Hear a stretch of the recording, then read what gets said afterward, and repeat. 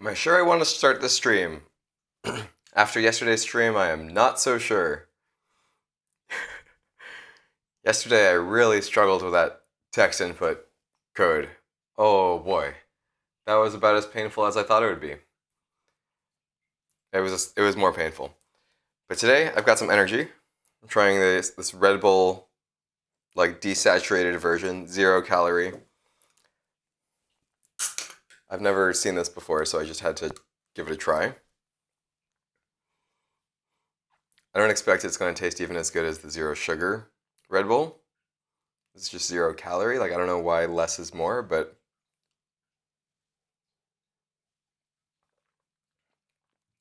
yeah,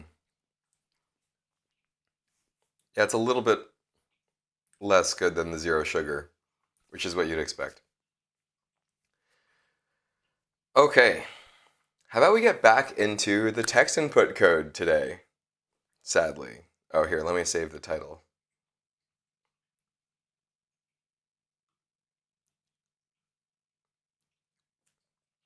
Today is the extra mediocre text input day. This is a little bit of the code we were working on yesterday. Oh man. It's a text input component.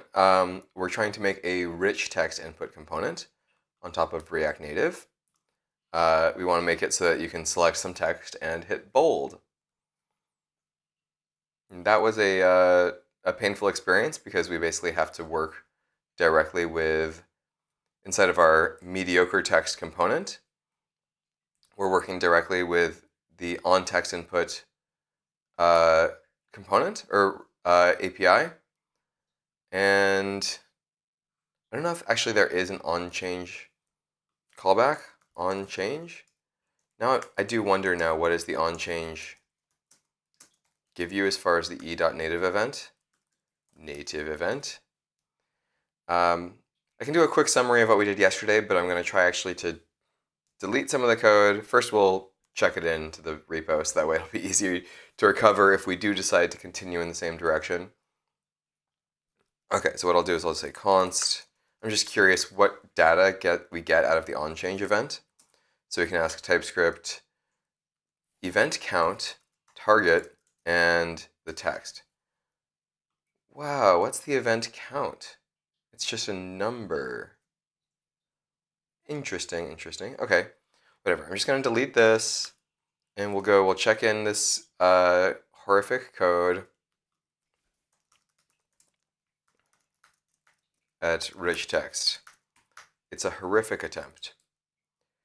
Yes, I'd like to commit that directly, and then we should also maybe publish this to a public GitHub repository. I think I'll call it React Native Mediocre text input. So I don't expect to create like a brilliant text input library, but I do expect to create a working one, something that's mediocre and lets me just like create human text with bold and with links. Hey Nick, oh yeah. Yeah, no, I'm uploading it to GitHub right now. Glad you're up in time for this. I don't know, like that's what, like 3 a.m., 5 a.m.? You must be up super early. Publish to a public GitHub repo. Uploading the files. Wow, you're up super early. I'm glad you're here. But wow, that's a bold lifestyle choice. I kind of know the feeling though of trying to interact with streamers though when you're on the opposite side of the world. Because I watched this streamer called Ari at Home. He's a live music streamer. I'm low key obsessed with this artist.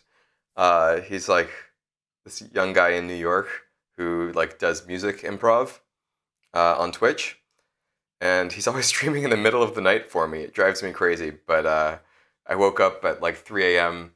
randomly this morning and tuned into his stream for about 20 minutes. And then when I woke up properly around 7 or 8, like he was just ending his stream. So I was like, I basically missed his stream. But I do recommend Ari at Home. he's just too talented. It blows my mind. And he'll do all different sorts of different kinds of electronic music, and he does freestyle rap and all sorts of stuff. So this was the code that we wrote yesterday. It's just got a bunch of kind of inline behavior. It's really nothing mature. I'm just kind of experimenting with the mediocre text input experience. So we want to be able to select some text and press bold. And, I don't think it's working too well. So something about that does not feel right. It's just not working at all. So now we can go in. I want to share a tweet that Ulrich Schaefer, I think his name is. Here, I will use my other window.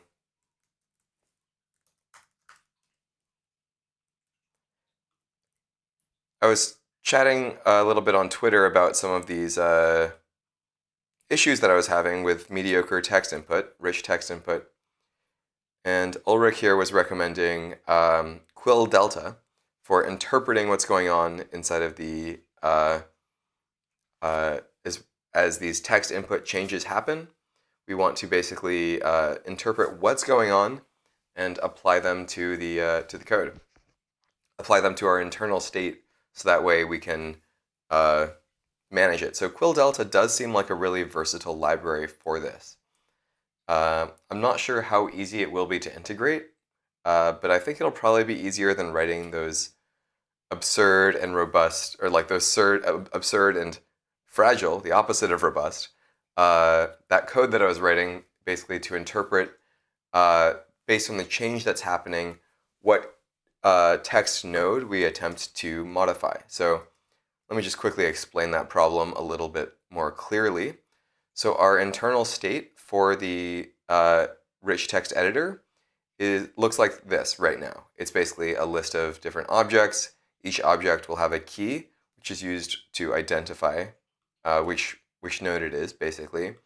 A little text attribute, which is the actual content, and a few other attributes. Maybe right now it's just bold, that can either be true or false, saying whether or not this node of text is actually bold or not.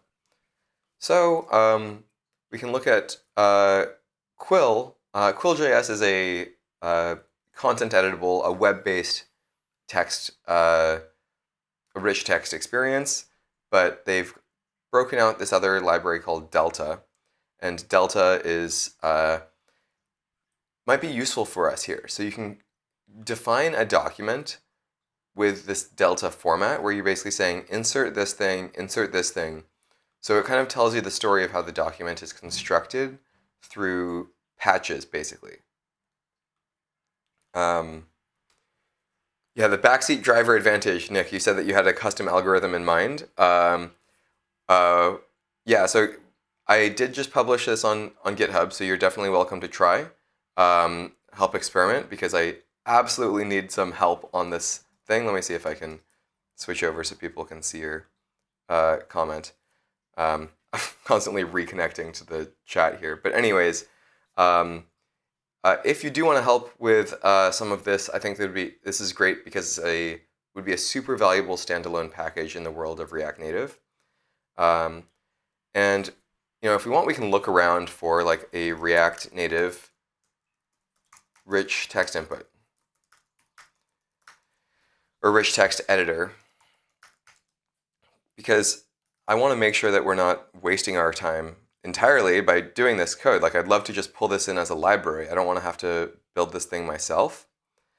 So for example, some of the first results, some of the easiest results that come up with, Pell, for example, I'm pretty sure this is a web view based one. If you want to use Flutter, that's interesting. Who knew that you could have like a compatibility with that? Let's see, web view. Yes, so it uses web views, and web views are just really heavy inside of a React Native app. It's unnecessary to use so much complexity. Cool, yeah.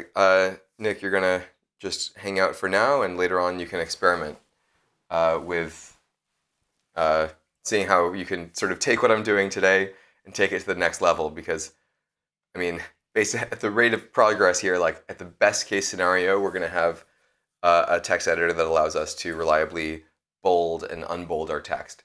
And there's a lot more that we could do to make it useful. Like I want to get to this level for this quote unquote mediocre text input package. I think it's called, where did I publish it to? I published it to github.com/ericvicenti/react. Well, here, let me just see what repositories it has. It probably will be at the top. Yeah, React Native mediocre text input. And so yeah, you can jump into this repo and see where we go. I'll definitely commit the code that I have at the end of the day. So the Delta API looks like this, and then you can go ahead and call additional functions on it as they happen from the perspective of the user. So that would be really nice. That'd be really nice. And then you can run delta.compose death. Why are they calling this character death? That's so funny. Maybe you're just changing the text to be, you're adding some white text that presumably you won't be able to see. Anyways, you can do delta.compose, and what it does is it goes and flattens these different operations that you've done with Delta. So let's go ahead and give this a try. We should be able to install this with, it doesn't tell me where the npm installation is, but maybe we can just like take an attempt. And also, like for the people who are jumping in, like I've got some music running today. Let me know if you want me to turn it off or turn it down, because I can also just make it go into my own headphones. I don't need to subject you all to it, but I think it might be a little bit nicer. And it won't be in the VOD, presumably, probably. So let's comment out some of this code. But I do want to quickly finish explaining, like circle back to my thought of saying that this is our internal representation of our different text nodes. And the events that we're getting from React Native, this onText input event, basically gives us the previous text, gives us this text, and gives us the range. And onText input, I think, is the correct event to use because it gives us the range, whereas onChange did not give you the range. And the range is really important to specify which characters are changing. So I'm just going to go ahead, and now that we've committed this code, we can delete this scary stuff. And now we're just going to console.log basically what the valuable stuff that we're being given from the event. And next we have the problem when we press the bold button. This is the code that from yesterday of like how to kind of determine how to apply the bold changes when the bold button is pressed. But even if this was working properly, we have this issue where React Native is not applying the changes. They're not showing the changes that are happening inside of the text input.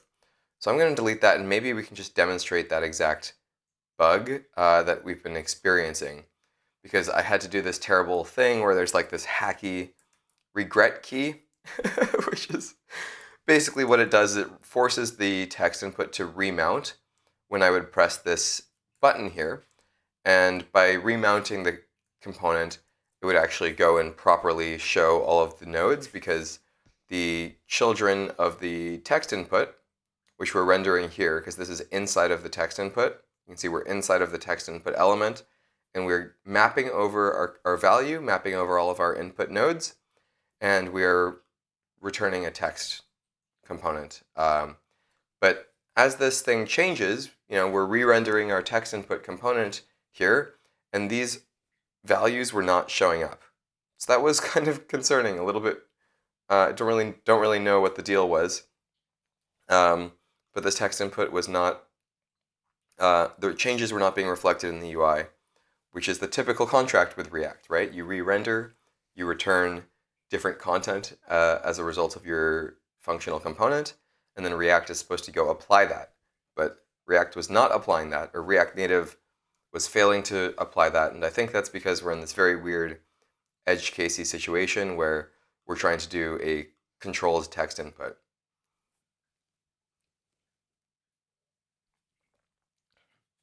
And this code is kind of unpleasant partially because we're not using the style sheet API everywhere where we should be. So I might just do a little bit of cleanup. But let's just run this newer version that basically is going to log out exactly what is coming here. And then maybe we can demonstrate the issue we have, and then we'll try to experiment with Quill. I'm going to press clear. Here I'll press refresh. So we're in a fresh state. And if we edit this text, it lets us edit it. It's immediately reflected in the UI, which is nice from the user's perspective, of course, but we should be able to control this by re-rendering, and we have not re-rendered with this new state. So something about that is not so ideal. But this is the raw text event. It says that basically you started at character 7, we've gone to character 16, and the new text is empty, so we've basically done a deletion. And apparently we also did a deletion from 7 to 8. And what I guess that was is that was probably React Native, or that was iOS kicking in and saying, oh, you deleted this word, but you actually meant to delete the space after the word as well. So it probably, just as an iOS text input feature, it went and deleted that extra space, which I think is a nice behavior. Like if I double click this bold and press delete, see there's only one space here, and there were 2 events. So it's pretty clear that that's what's happening. And they come in as separate events, which I think is fine, should work. So we should be able to maybe take these and convert them into Quill operations. Ooh, that would be interesting. But maybe as a demo, what we can do is we can do something much more naive and simple, just to see if this, like how confusing or how broken this behavior is. Like, what I will do for that, I want to just create like a totally separate application, basically, that's just a standalone, really simple app. So I will copy this whole app and then comment it out, come down here, and then we're going to hack on it and basically create a text input. OnChange. The OnChange itself I don't think really matters in this case, but we want to see what happens when we're rendering 2 text components. Hello world. Our favorite 2 words. And we'll want to have some sort of state where we're changing this. So maybe we'll be able to narrow down the bug. Maybe we'll demonstrate the bug right now, or maybe we won't even see the bug that I'm talking about, and I will just look like a crazy person who's complaining about something that doesn't make any sense.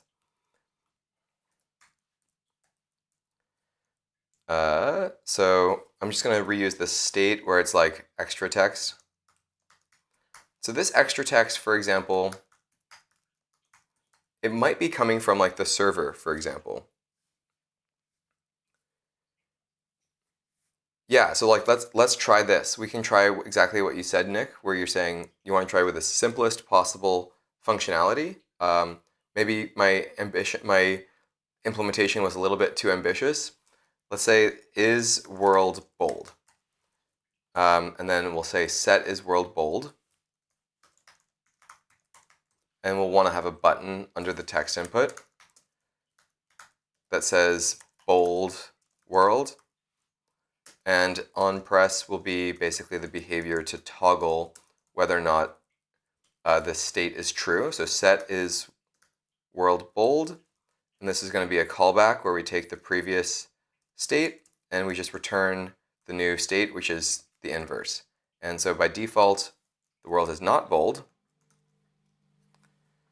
Yeah, let's just try the very simplest thing here, and we'll make sure that this works, and then we'll see if we can explain, because I don't think the bug will actually be visible with this one issue, but maybe, who knows. Font weight is whether or not is world bold. If it's bold, it's bold, otherwise it's normal. Okay, so now we're going to go into the app, and this doesn't even look like a text input, but it is a text input. Like there's the cursor, I can select this thing. So I'll just say I've got one word selected, and I'll tap bold world. Okay, so at this point we are able to toggle bold world, toggle the world as bold, but that's just affecting the style. So that's kind of good because right now we only need to affect the style. But what if we have a different sort of behavior where it's like server new words, which is, I know, a confusing statement here, but basically like the implication is that maybe this text has changed on the server and we need to affect what it looks like here on the client. So set server words, and by default there are no server words because previously there's no update. And then basically we want to render as a text component, like when there's server new words, you want to render the text with the server new words. So I'll just delete this other example because we did verify that the bolding works. And we'll say that the button now does something else. The button does update from server. Not really. So it's just a fake update where we're going to basically say that the set server words is new content.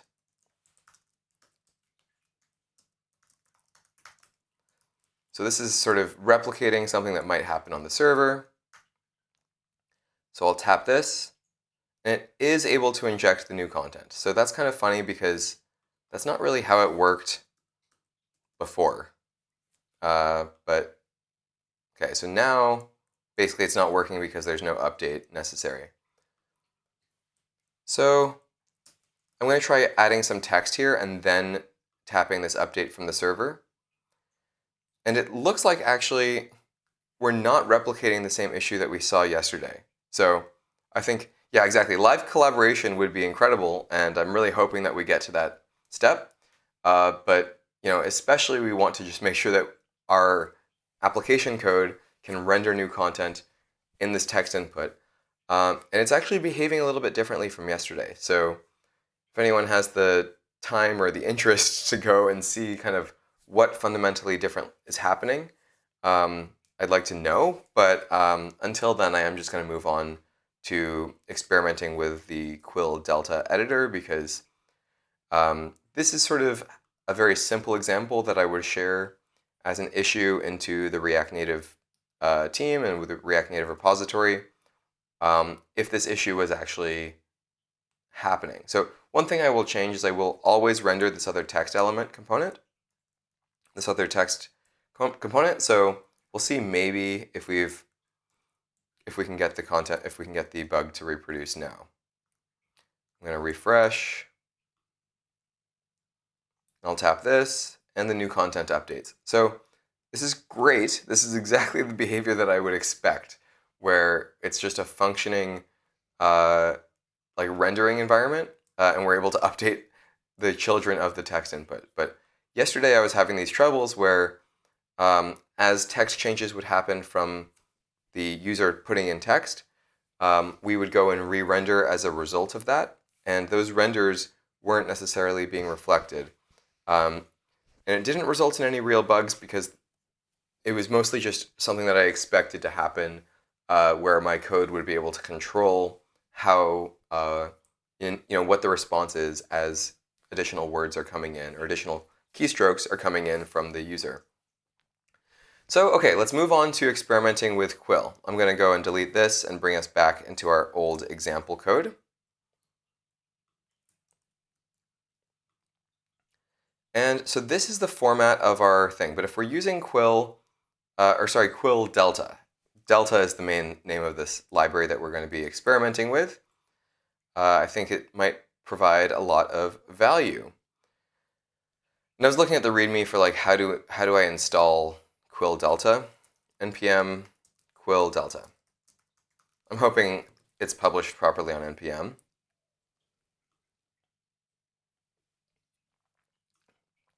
Good. Version 5. That's pretty good. 5 months ago is not too old of a library to be using, so it's still maintained. Okay, so I'm inside of the directory of my app, and I'll do yarn add Quill delta. And then from our app, we need to import delta. I assume it's just going to be import delta from Quill delta. In fact, we can just kind of pretend that is what it is.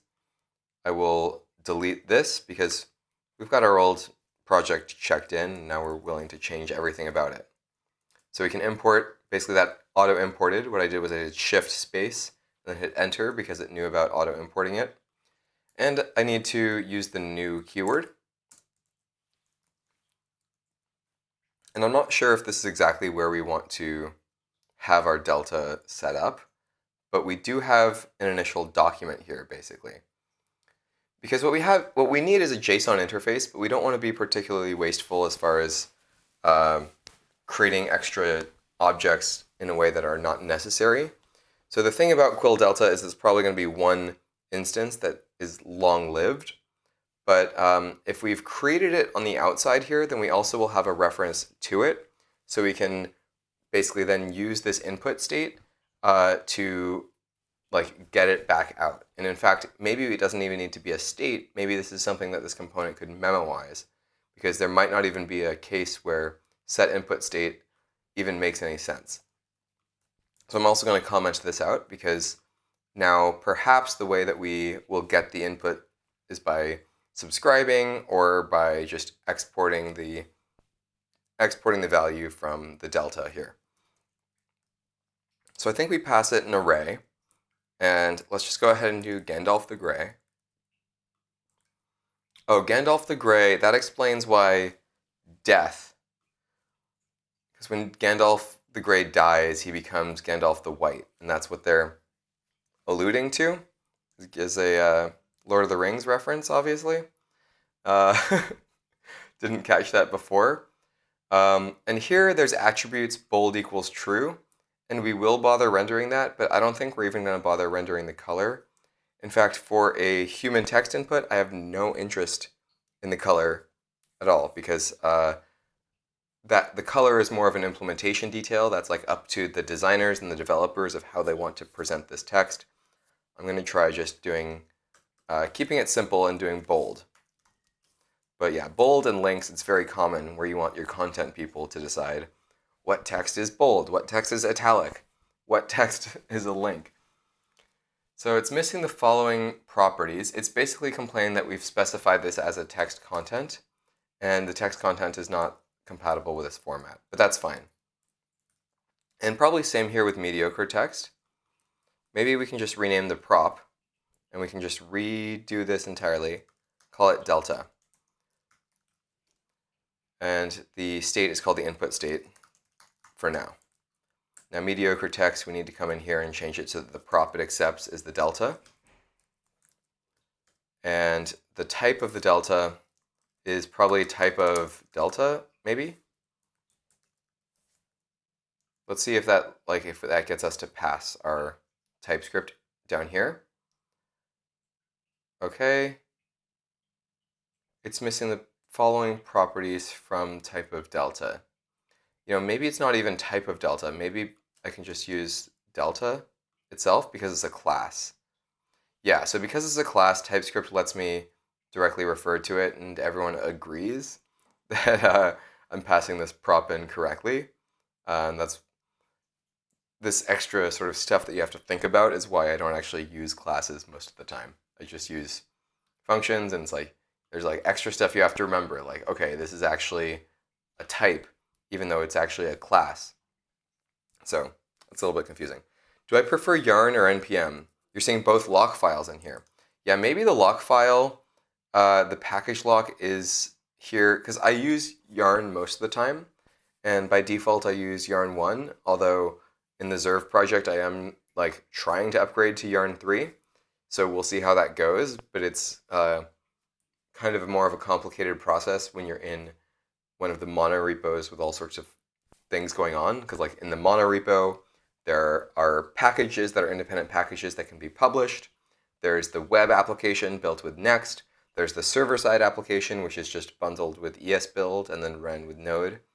And there's, of course, the React Native application, all living in the same repository. So there's different weird edge cases that will happen. So I'm probably going to delete the package.lock.json, but it doesn't really matter. I think if there's extra lock files in here. But yeah, I am mostly using yarn and the yarn.log. So take that how you will. That's neither good news nor bad news. Okay, so we've got inside of our mediocre text component, we have delta, and inside of our, we have a state where we're keeping track of what is currently been selected. So on text input, this is where we basically are going to want to apply our delta. We're going to want to modify the delta that's coming in here. And of course, we won't have value either. So we're going to want to do delta.map, which is a special feature of the Delta API. .map. So what it's saying is basically for each of these things, we're going to basically, here, where's the documentation for map? So this returns a new array, and it allows us to basically do something for each of the nodes. I don't know if they call them patches in Delta because they're kind of more conceptually like a patch than a node. But there's these interesting things, like there's this retain API. But right now we just need to do .insert, I think. Well, also, what does .retain actually do? Appends a retain operation. Thanks, but what does it actually do? So it's basically affecting attributes. It allows you to modify attributes of a certain range. So the problem with insert, which I'd like to be using right now, is sometimes you're going to be doing an insert, but sometimes you're doing a replace. Okay, so there is no replace function. Insert, delete, and retain. So it's a little bit confusing because what happens if you, well, I've got to get this application working again so that we can even demo it. But what I'll do is I'll take this delta. And one thing that we're supposed to do, if we do a .map, it'll iterate over each of the operations.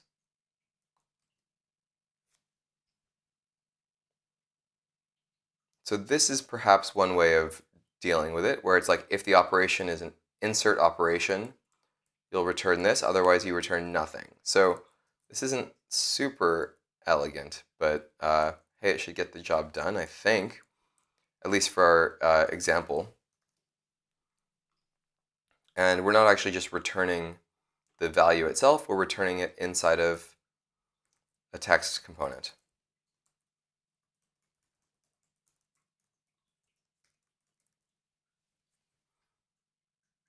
And then otherwise we're returning null, which is null is a fine thing to render inside of a React application these days. Okay. So we're not even using set input state, so this could theoretically just be used memo rather than being state, but no big deal. And we're still not actually handling text inputs, but hopefully now, okay, it does render Gandalf the Grey. But Gandalf is bold, so let's see if we can get it so that it's actually rendering the bold properly as well. We'll just pass a style into this text thing, and we'll say font weight is depending on op.attributes.bold. If it's bold, then of course it's bold, otherwise it's normal. So those are just features of the font weight in the React Native Text Style API. Undefined is not an attribute, so basically attributes might be missing, and that's the case here, so that's totally fine. We've got a missing attribute. Okay, and now we're able to render, let me show this to you a little bit bigger. We're rendering bold Gandalf the Grey. So maybe just as in order to get like some sort of quick win or some kind of win, maybe we should just try to make it so that you can select something and tap bold, because that is an API of Delta that I actually understand already, which is, it's always nice when you can understand the API. So for example, there's the bold button, and in theory, we could just modify the delta itself. I'm not sure if delta encourages you to modify, to use mutation, and then we would subscribe to the delta, or if you're meant to create a new delta as a result and use referential equality to notice that it's been changing. So in any case, I'm just going to try doing the naive thing and doing delta dot retain is what their API is called. So it's what is the length and what is the number of attributes. Okay, so we're doing dot retain, but we need it to provide multiple arguments.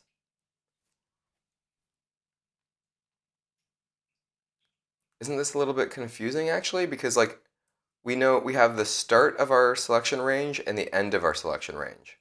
Well, in any case, let's just go ahead and say that we're going to retain like a bunch of characters, 200 characters. It's going to be absolutely absurd. And we'll say bold is true. We just want to see if anything's going to happen when we press bold. I don't think it will because we're not actually telling React to re-render. Okay, we tap bold. Yeah, so nothing exactly has re-rendered at all, which is okay, not ideal, but that was expected. One way we could potentially do that is we can subscribe to the delta if that's something that they offer. Subscribe, handler.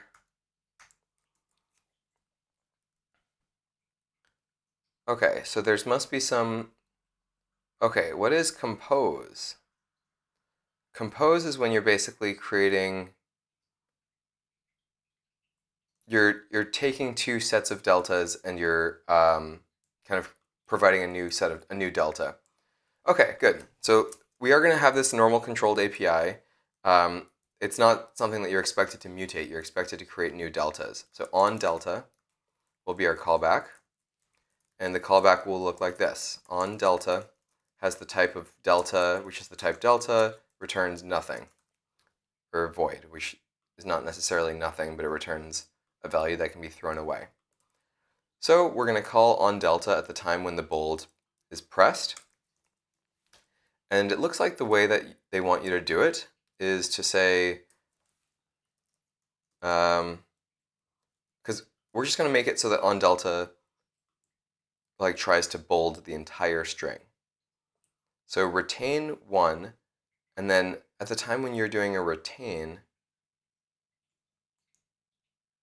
oh, I see. So what's happening here is retain means skip some characters and then optionally apply some change at those characters. So we're going to go ahead and create a new delta. Basically, this is a new change that we're defining. So, oops, const d new delta. That's not confusing. Well, it's very intuitive. New delta equals new delta. Dot retain, and we want to retain the start of our selection range. So forget this thing where we're trying to just make 200 characters bold. That's crazy. Selection dot start. Now we know how to do an offset, basically. We do a retain, but we don't change any attributes of this. And then we do another retain, and now we're going to be doing the amount that you have selected. So that'll be selection.end minus the selection.start.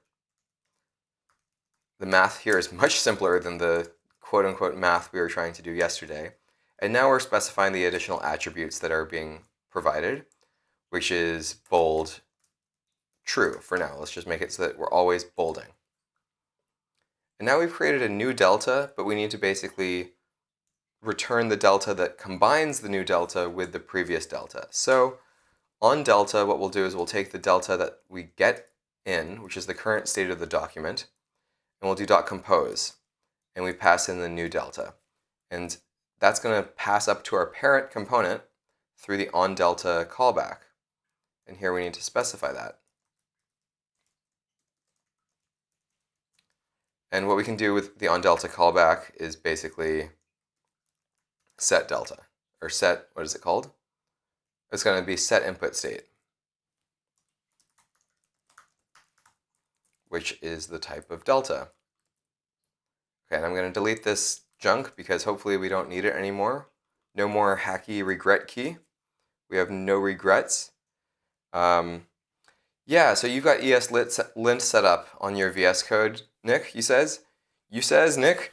Helpful on top of TypeScript. Yeah, this is just the stock Expo experience where I guess there is no ESLint installed, or maybe I need to install the extension for ESLint.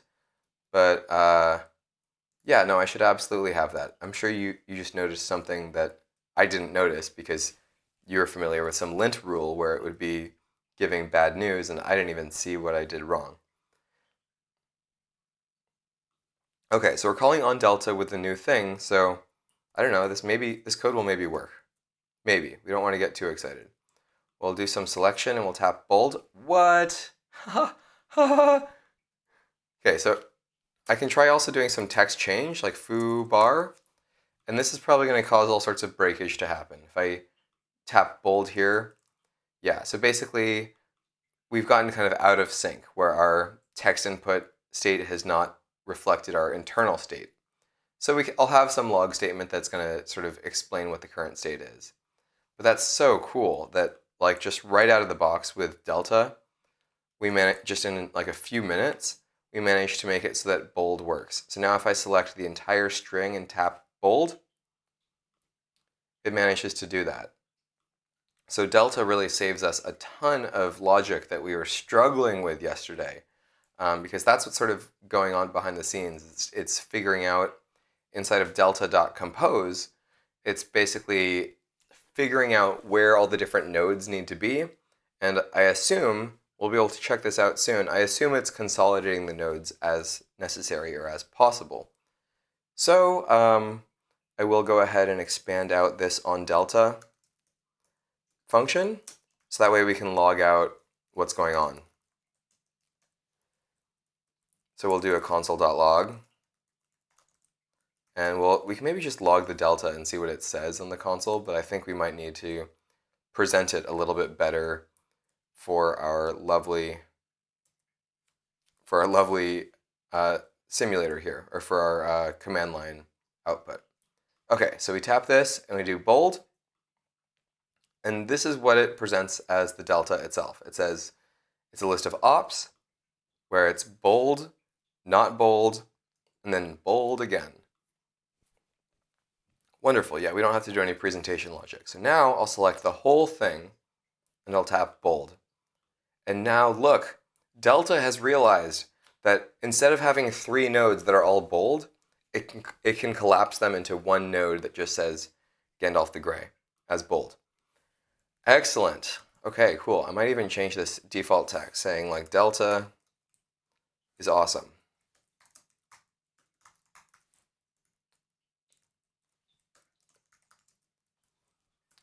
That way we don't have to have too many thoughts about Lord of the Rings. At least it's not as bad as what's going on in Game of Thrones.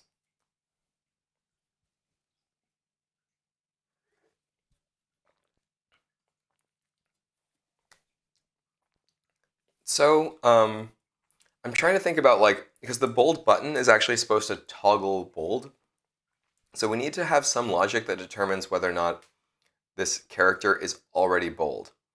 And that needs to happen on the bold button itself, because the bold button itself is where we are applying this. But we're already making good progress. Before I add that feature, actually, I will go ahead and work on this super important thing where there's a huge bug here that is not being talked about. No one's talking about this bug for some reason. I don't know. But this bug is that we're able to change the text, like the user is able to change the text, but we're not actually seeing that text be reflected in the output. So just really quickly to illustrate that, we need to see this callback as the user changes text. And then if we're in here and we add some text, new text, we're getting these raw text events, but we're not actually applying that to our real state. So this should be relatively straightforward now that I kind of understand the API of Delta. I was a bit confused before, but once I got this level of code working where you create a new delta and then you take the old delta and you compose it and you basically pass that back up to your parent, it's really intuitive. So let's go ahead and use the same logic here. So instead of using the selection start and the end, we've got the range, and the range has start and end. Range.start, range.end. And we kind of wanted, we're not bolding it here. I'm not sure if we want to do this part. We want to basically do an insert after the range.start, but we might also want to do a delete. And what's complicated is that sometimes you're doing an insert and a delete at the exact same time. So maybe I'll just comment this out quickly to illustrate that edge case, because that edge case is already making me nervous and it might show up as a bug for us. Let's just reload our app.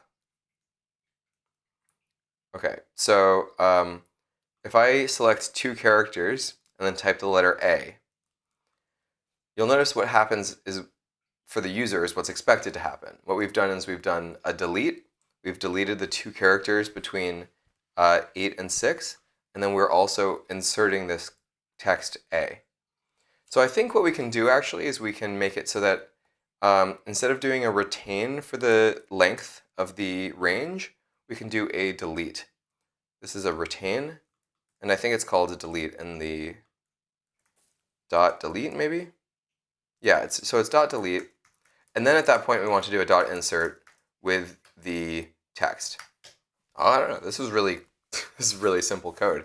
Hopefully this works. That'd be really nice. I'll even comment out this, that way in our logs we can see more clearly if it's working. And we'll come here, I'm pressing R in the console itself, or in the terminal, and it's causing the app to restart. But we also have this warning that's coming through where mediocre text is not using the right keys. So like we should be providing a key here where we're doing a delta.map, but I don't know if the op, oops, we want to provide a key. So op dot, no, okay, so the operation does not necessarily have a key identifier. So this is not ideal because we might be telling, if we're in a long string of text and we change something at the beginning, it's going to basically like tell React that all this stuff is being reordered, which is really not ideal. So maybe what I will do instead of a key is I will specify,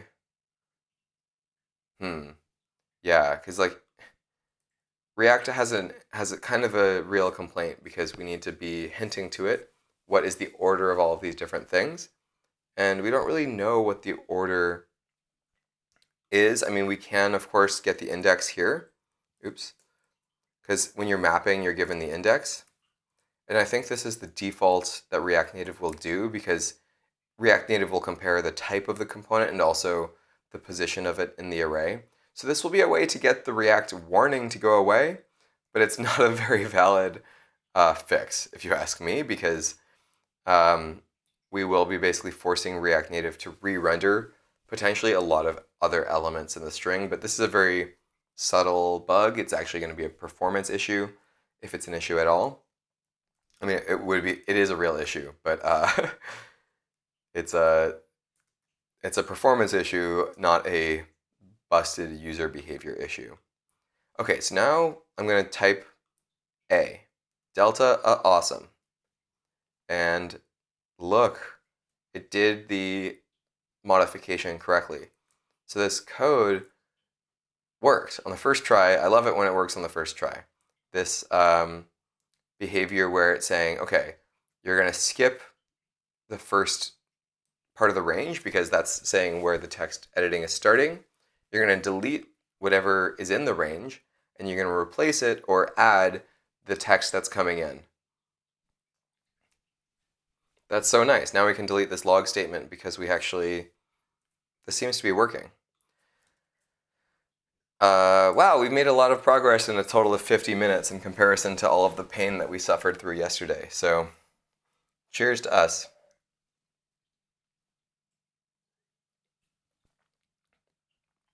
Maybe we can get on to making it a little bit more nice and usable, and maybe even we can get it working with the links. Links are going to be the most fun part, and I'm sure there's going to be some terrible things about it. Nick, you're saying that Delta is really intuitive. Yeah, exactly. You don't even feel. Yeah, exactly. Because yeah, the amount of work, just amount of code and algorithm work necessary to do whatever you were thinking about, or the crap that I was working on yesterday is just a lot. It takes a lot of head capacity, a lot of brain capacity. So when we're doing bold, we want to determine actually if we're doing bold true or bold false. And one way we can do that basically is by looking at our existing delta and finding the spot in the delta that we're in. So this is actually maybe a little bit tricky or confusing. So like delta, it has certain things already on it. So delta.retain. What if we created a new delta just to determine, because this isn't happening on every keystroke. If this bold press is a little bit slow, like no one's going to notice. So like this is not really going to be a performance issue, I don't think. But what we can do is we can do delta.retain the selection.start in order to find the current start. And by the way, this .compose behavior in the new delta, this might not be necessary. Maybe we can just do delta.retain. I'll give that a quick try, because that might even make this code even prettier, which is always worth a shot. So we'll see what this looks like now. If our bold behavior continues to work, I'll reload the simulator. And now I'll select some text and tap, I'll select some text that's not bold and tap bold. Okay, that didn't work. So we were doing the correct behavior by doing .compose and creating a new separate delta. This is the actual API that we want to be using. And the first step basically is to determine if this selection is already bold. And we're basically going to want to check to see if the beginning of this delta, the beginning of this text is already bold. Because, it could be partially bold and partially not bold, and we just need to decide one. So we're just going to look at the beginning of the text, I think is the easiest thing to do.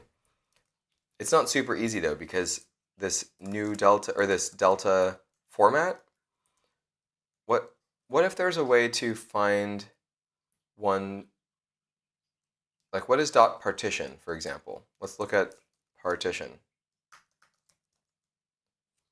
Creates an array of two arrays, first with the operations that pass the given function, and the other that failed. What if the type of op insert is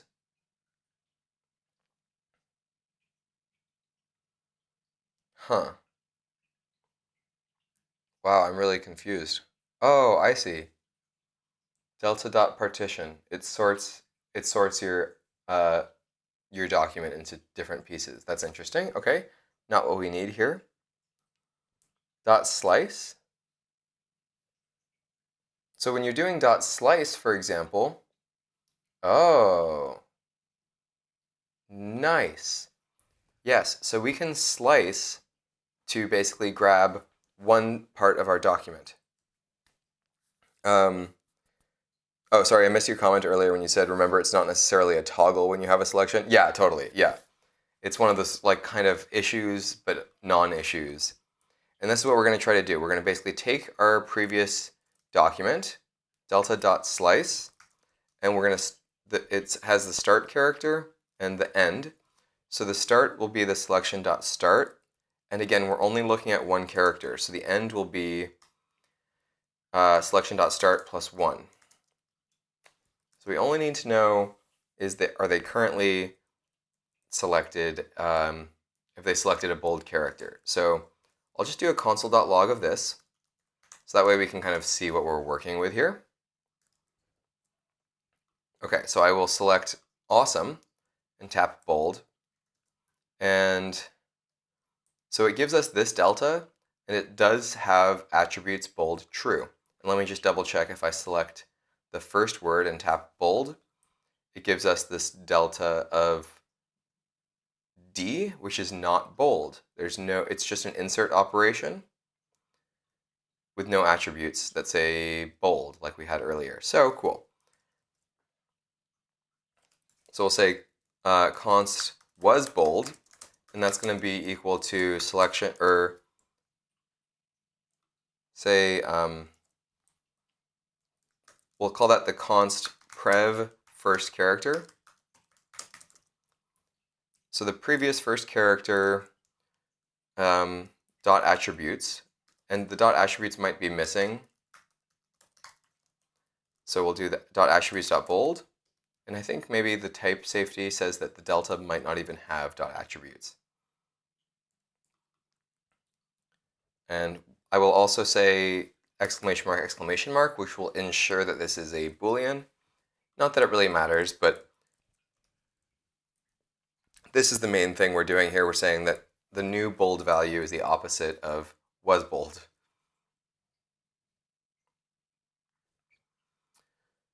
Attributes does not exist on type delta, right? Yeah, that does kind of make sense because this is it's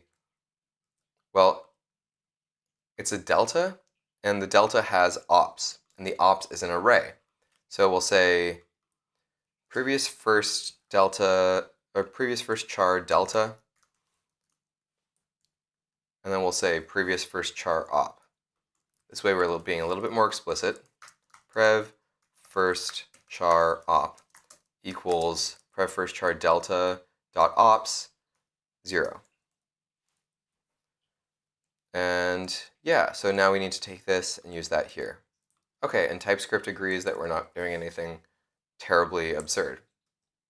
Okay, so now if we take some text and tap bold, it's able to unbold it. And then if it does screw up the selection, by the way.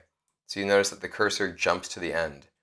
But I'll take that any day over the alternative, which is like this stuff not working. So it's able to bold. In this case, it's probably going to unbold. And I would like it to retain the selection state. So that way, if you want to just tap bold twice, or tap bold and also italic, or tap bold and also link, then that should be a thing. And also maybe we should be able to show down here on our button state whether or not bold is currently active. This button state is not very pretty right now, but we can improve that.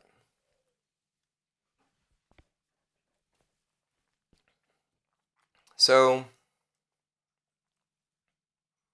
I'm trying to think what is the next logical step here. Because this is exactly what we suffered to do for 2 hours yesterday. And then 1 hour in today, we've managed to get it to work. So delta is very helpful. If I do Command A and tap bold, it toggles it. And most importantly, as we make these changes, where I said, delta is very helpful, it's reporting all these changes back up to the state. So, right? Wait a second. Let me double check that. Because here it's saying, as the most recent log statement, it says that the ops is that bold, that there's a retain 5. Why is it retain 5 at the end? That means there's like 5 bold characters that has no behavior at the end. So now I wonder, hello? Is this bold? Fortunately not, so it's actually not resulting in any bugs. Nick is saying you have to use the selection prop of text input to reposition the cursor. Oh, that's so cool. I didn't realize that there's a selection prop inside of text input, that itself could be controlled. Selection. So selection equals start and end. So we actually already have selection.start and selection.end because of what we're doing here, where on selection change, we basically just take the actual selection and save it into our local state right here. Okay, let's see if that works. So if I select something and tap bold, the selection prop is not actually working in that case, but maybe there's some sort of hack that we could do. I mean, just for now, just for fun, let me just we're always creating a new object here. So maybe that will hint to the text input that the selection does need to change. So it's like, on one hand, you're correct that there is the selection prop, super helpful, but it's not working for us as far as I can tell. It did lose the selection before. So I tap this, I tap bold, and the cursor still jumps to the end. And you're saying that the retain value that you saw is what you need to reposition. Well, here, let me show you kind of exactly what that means, because I'm not sure I understand your statement. Oh, wow, I just had this bug.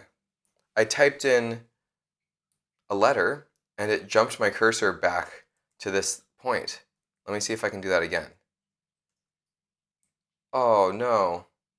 So I think maybe the selection prop is not doing good things for us here. I'm going to comment that out and make sure that I don't experience that bug.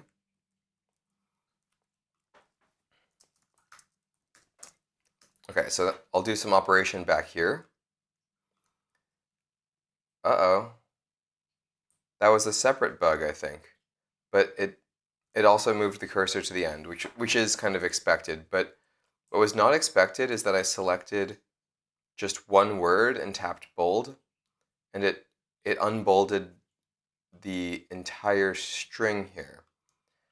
The remainder of the string. So let me just replicate that one issue, because I know I'm moving fast and it'll be really hard. It can be hard to see what I'm even doing. So I'm gonna sort of be a little bit more slow and explicit here. So I will type something, and then I'm gonna select this awesome string and tap. So, and also let me make sure that this looks correct. So, oh, Buggy McBuggerson here. So I don't mind that I don't really think something needs to be bold when you start typing here, but what it did here is it says, oh, there's an insert operation where you say delta, there's an insert operation where you say is awesome, and that's bold, but then this is not reported as bold. This is just, it should not have rendered that as bold. And that may have been an issue with React Native's actual text input, because we're telling it not to be bold, but instead it's acting bold.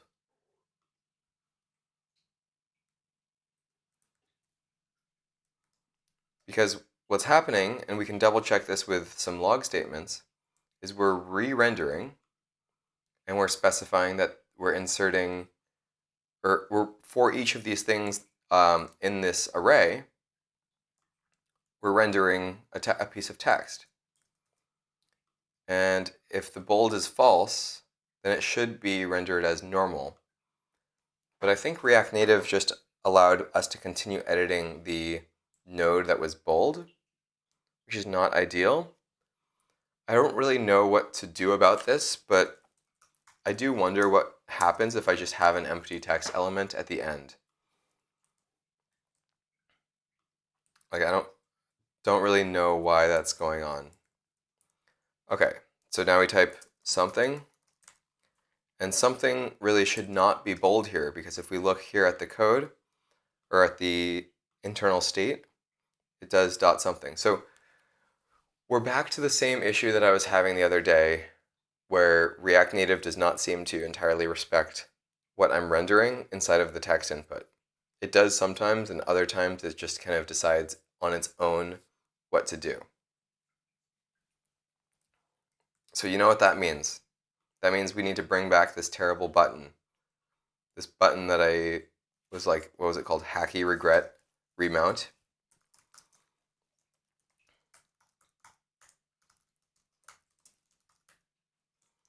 Regret me. I use really bad variable names in cases like this because it makes me highly uncomfortable. And I want you to feel uncomfortable when you see it too. So we'll put a button here that says on press, and the title of the button is going to be like, fix me. So now I will go ahead and do regret me. This is the callback. A, doesn't really matter what this A is, it's just the number that's the key that's going to be used. A plus equals 1. Plus equals 1. So what we're doing is we're modifying, oh, it's actually could just be A plus 1. I don't know why I'm doing plus equals 1. That was actually kind of clowny. But it's fine. We're going to replicate this issue now. I'll come here and hit refresh. And now we'll type additional text. Okay, and that additional text is not bold according to the state. But then we come over here and it is bold until I tap fix me, and it remounts this entire text input component and the bug goes away. So I'm not sure if that's an issue with bold or just a more generic issue. I'm afraid it's a more generic issue. But the good news is that this bold button, this bold behavior, is all so simple. It's like really easy to read and easy to replicate. So we can either copy and paste this for the italic button and the underline button and all the other little stylistic buttons. Really, I think it's just 4. Bold, italic, strike through, and underline. Because we don't really care about like superscript yet. Like I'm not sure if I want to include that in human text. That's more of like a technical human text, a techie text. So maybe we can refactor this guy into its own component, who's basically been given its own behavior that can be replicated. So for example, behavior toggle button, or like text toggle button. And that's what our thing is going to be called. It's going to be given the delta. It's going to be given on delta. And it's going to be given attribute, which is just bold. And for now, it can render everything, I think, using this text toggle, using this new thing. So let's create this function before I lose it from my clipboard. Text toggle button. And remember, it's given delta, on delta, and attribute. And it's going to return this stuff. It's going to return this button, ret run.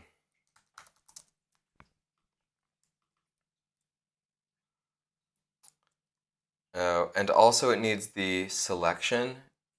Oh, that's so kind of unpleasant.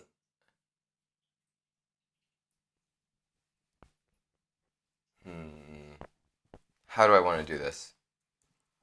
Maybe instead what we want to do is we want to make it so the onPress is given its own handler. Here, I'm just going to undo this whole refactor because selection, I don't want to actually be re-rendering all of these children components when this happens. Like maybe we can find a different way to make this code a little bit more readable, but it's already pretty terse, so it's readable. I just wish that this logic were broken out into its own function.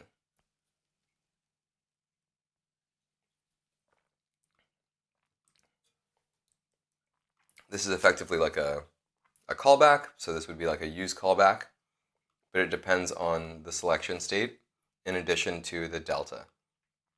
And in theory, addition to the on delta, but the on delta rarely changes. So what we can do is we can just have an inline thing here, which is a new hook that we're going to create. Use attribute callback. And this is going to be a hook that we're going to create ourselves. But now we're just going to pass everything into it, like delta. And this is going to be a lot more lightweight than a full component, I think, because this is just a function that we're going to call that's just going to do some binding, and it will probably create, it'll probably use callback or use memo under the hood. So that way we don't have to, we can kind of reuse this callback. So it'll be given the delta, on delta, the selection, and the attribute, which is just bold. So I think this is a more intuitive way to separate our code out. And for now, we don't even need to have a use memo, but we will create use attribute callback.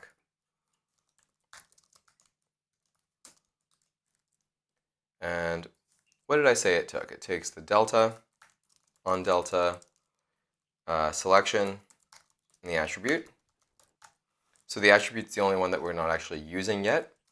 So here, wherever we refer to bold, we can refer to the actual attribute, because we know that all of these attributes are going to be Boolean. So instead of was bold, is was applied.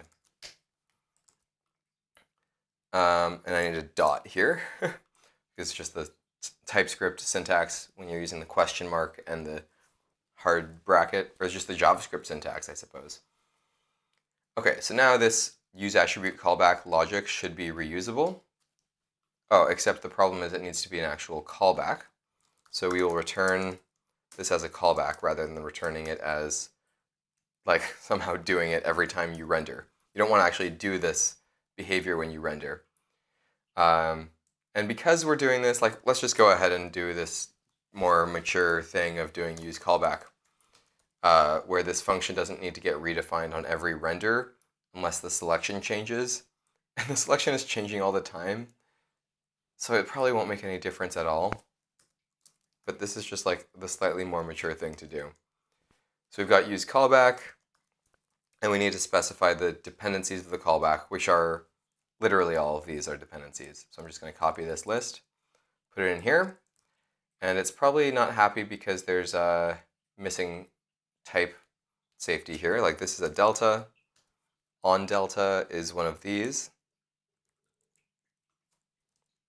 I think I have a syntax error somewhere because it's not letting me move forward. Oh, it is letting me move forward. So the attribute's a string, which is, well, one thing we could also do is we could say type custom attributes. And this is like bold string, italic string, or sorry, it's a bold, they're Booleans, like whether or not they're currently active. Italic, so we'll do italic next.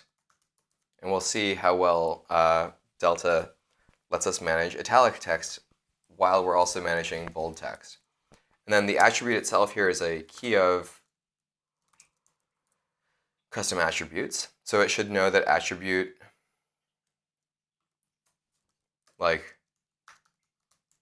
it should be able to infer that attribute is either the literal string bold or the literal string italic.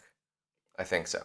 And also selection. Selection we can create a type for. We can probably import the type of selection. Let's try to import it. Otherwise, we'll just define it in line because it's really simple. Can we import selection, document selection state? Let's see if this is what we expect it to be. Oh no, this is more complicated. Oh no, oh no.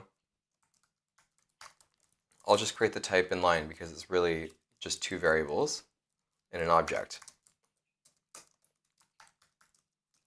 Start is a number, end is a number, right? Yeah.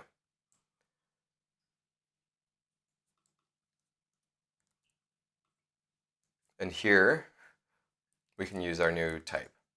Wonderful. So what else? We need to replicate our button. So there's an italic button. And look, if we do this, it knows that italic is one of the valid attributes. So we've got a bold button, an italic button, and then we need to go and render this additional attribute. It doesn't actually know that it says it's an attribute map, but it doesn't know what an attribute map really is. Wait, how do you do italic in React Native? Do you have to use a different font?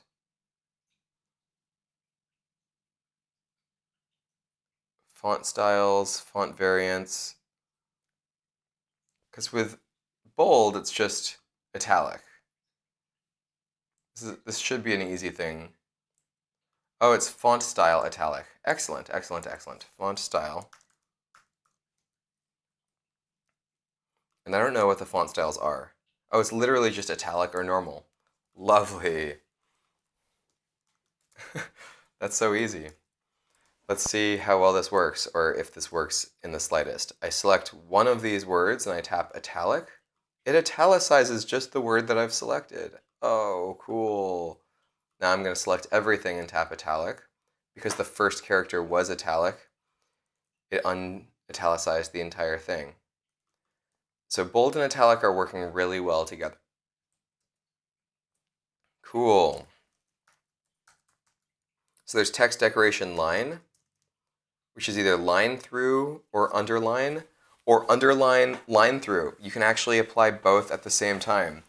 GG is right, Nick. Yeah, we're making such great progress. Pretty soon this is going to feel like a mediocre text input component, and we're going to feel so proud of ourselves. Aside from the bugs. Aside from those little pesky bugs, but we're just going to pretend that's not a thing, and we're going to some of those things actually we may need to file as issues in the React Native repository, and then wait 6 months to 2 years for that to get fixed. Or if we were really pros, we would be able to jump into the native code. And maybe, by the way, that bug is not present on Android. So maybe we can experiment on Android as well. And instead of seeing that bug, we're going to see 5 other bugs. Anyways, we can write a little bit of logic for our underline and strike through as well, because now we're just on a roll, right? Underline.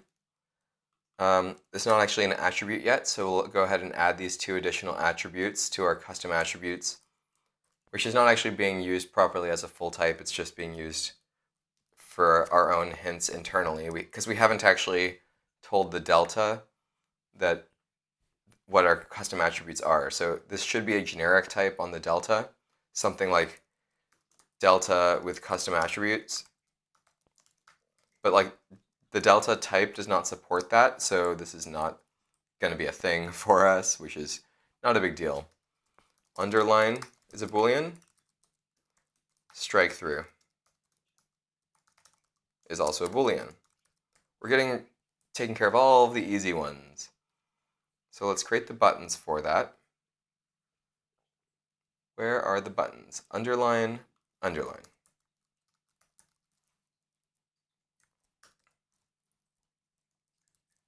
Strike through.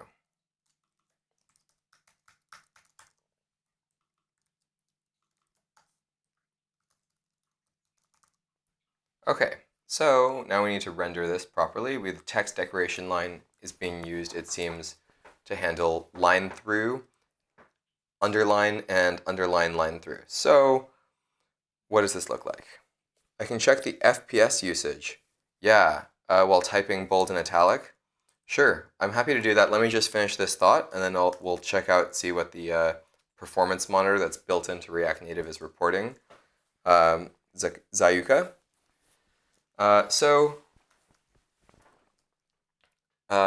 We've got the op.attributes, question mark dot. It doesn't know what these attributes are, so we just need to remember it, not have any typos here. Underline. So if there's an underline, we still need to actually go and check to see if there's a strike through. So this is the case where there is an underline. So now we'll do op.attributes. Oh, here's what we can do actually. I'm going to take out these booleans so that this whole thing is a little bit more readable. Const bold, italic, strike through, and underline equals op.attributes or an empty object. This is a little hack that you can do where you need to destructure something like this. So it's a little bit funny, but now we can delete this like little bit of boilerplate. So if it's bold, okay, so now if it's underline, so underline is true now. We're gonna check to see if it's strike through. And if it's strike through, that means it's both of them. If it's not strike through, that means it's just underline.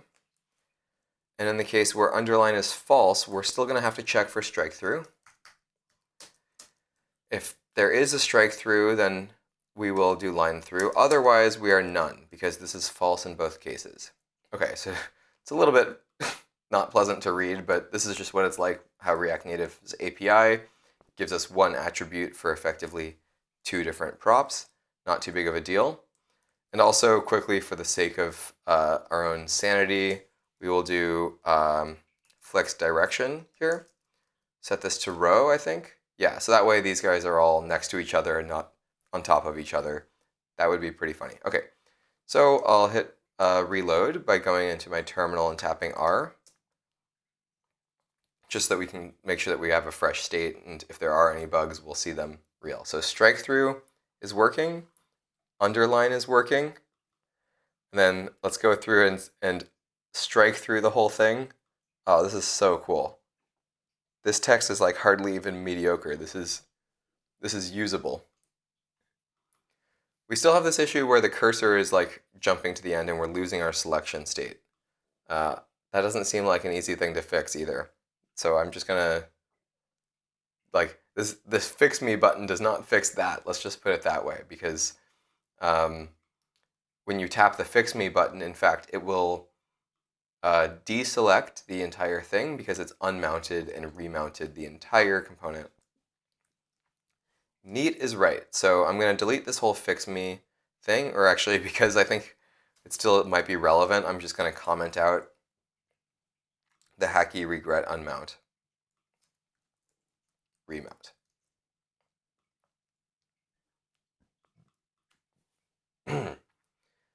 Okay, so let's open up the DevTools, or the built-in performance monitor that's in React Native. So that way we can see when we're typing through.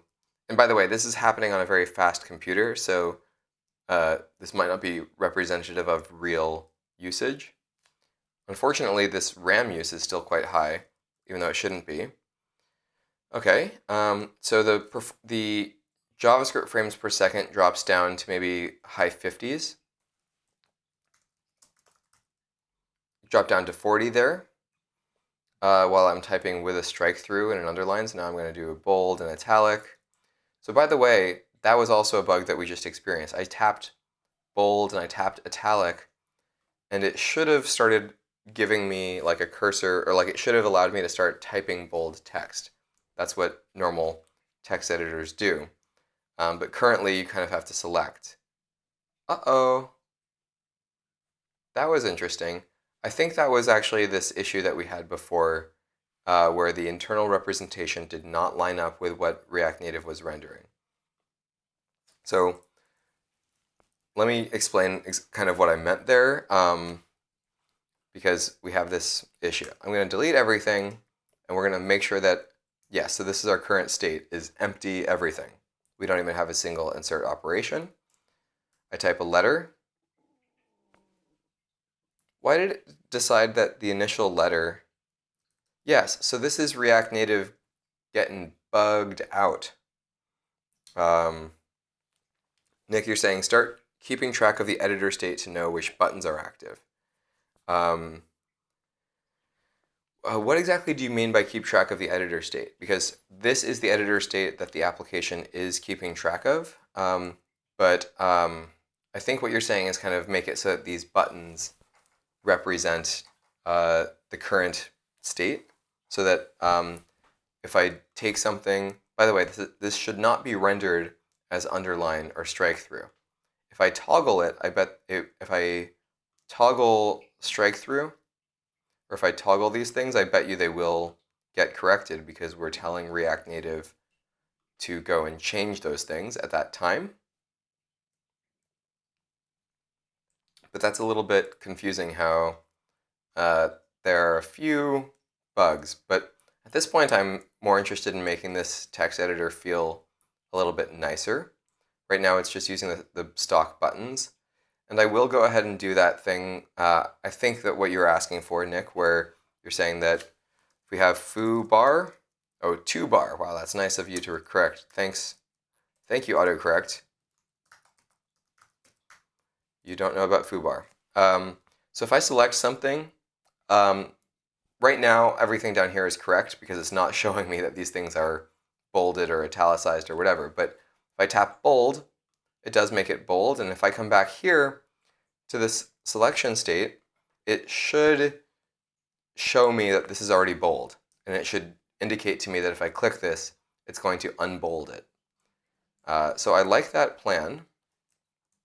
And I'm going to stop the remote debug or stop the performance monitor because that's just a bit distracting for me. And I will really capture this win by commenting or committing this code.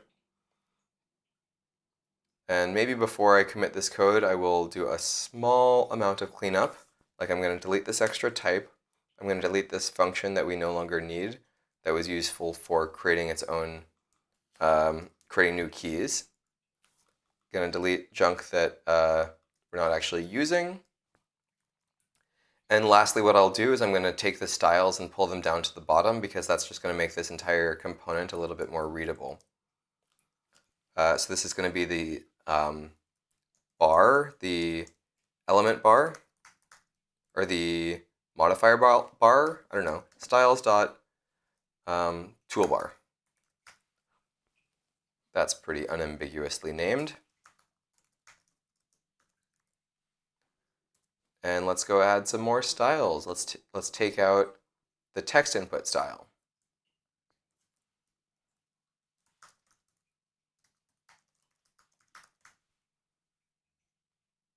Oh, in fact, it doesn't need to be styles.textInput style, just styles.textInput is pretty verbose.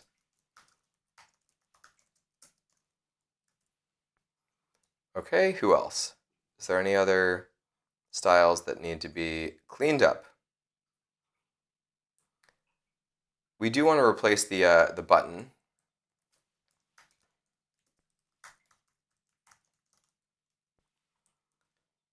So yeah, the safe area view is on the text input itself. Maybe it shouldn't be. Because pretty soon we're going to want to refactor this out into its own components.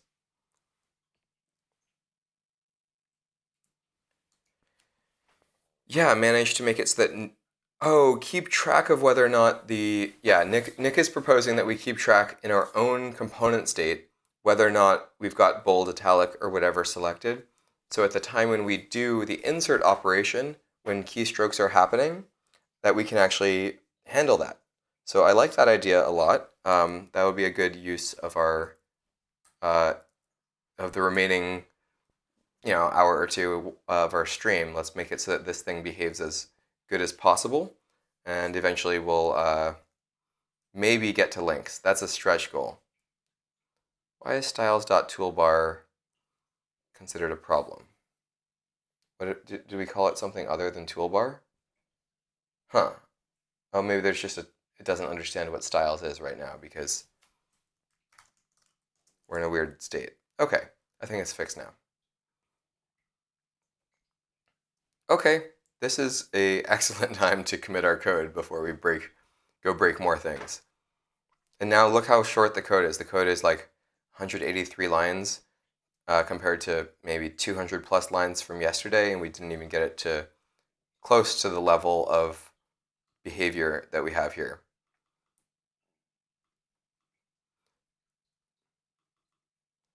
Okay, so I'm pretty confident about this. Let's go ahead and commit this code. I'm getting into the habit of using an emoji at the beginning of every one of my commits. That's what I do for the Zerv codebase to kind of keep it spicy. So Delta, Quill Delta saves the day. Okay, I'm going to commit this and publish these changes, or push the changes here.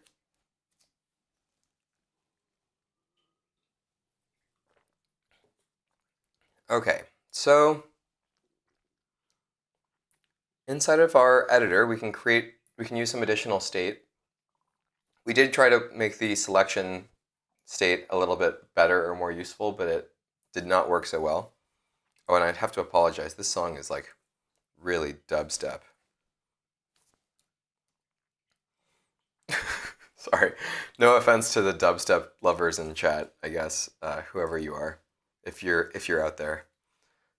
That song was a little hard for me to tolerate. There was a time when I enjoyed that music, but it was a very brief period of my life. Okay, so for these buttons, I wonder if there's a way to like make the button bold or whatever. There probably isn't.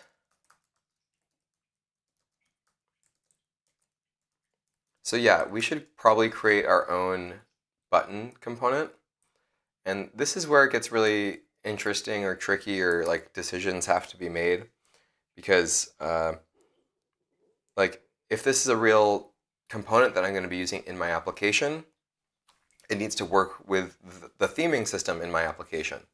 And that would go, if we go and make these buttons look really good and if they're styled really well, then that would mean they support light mode and dark mode. That would mean they handle themability.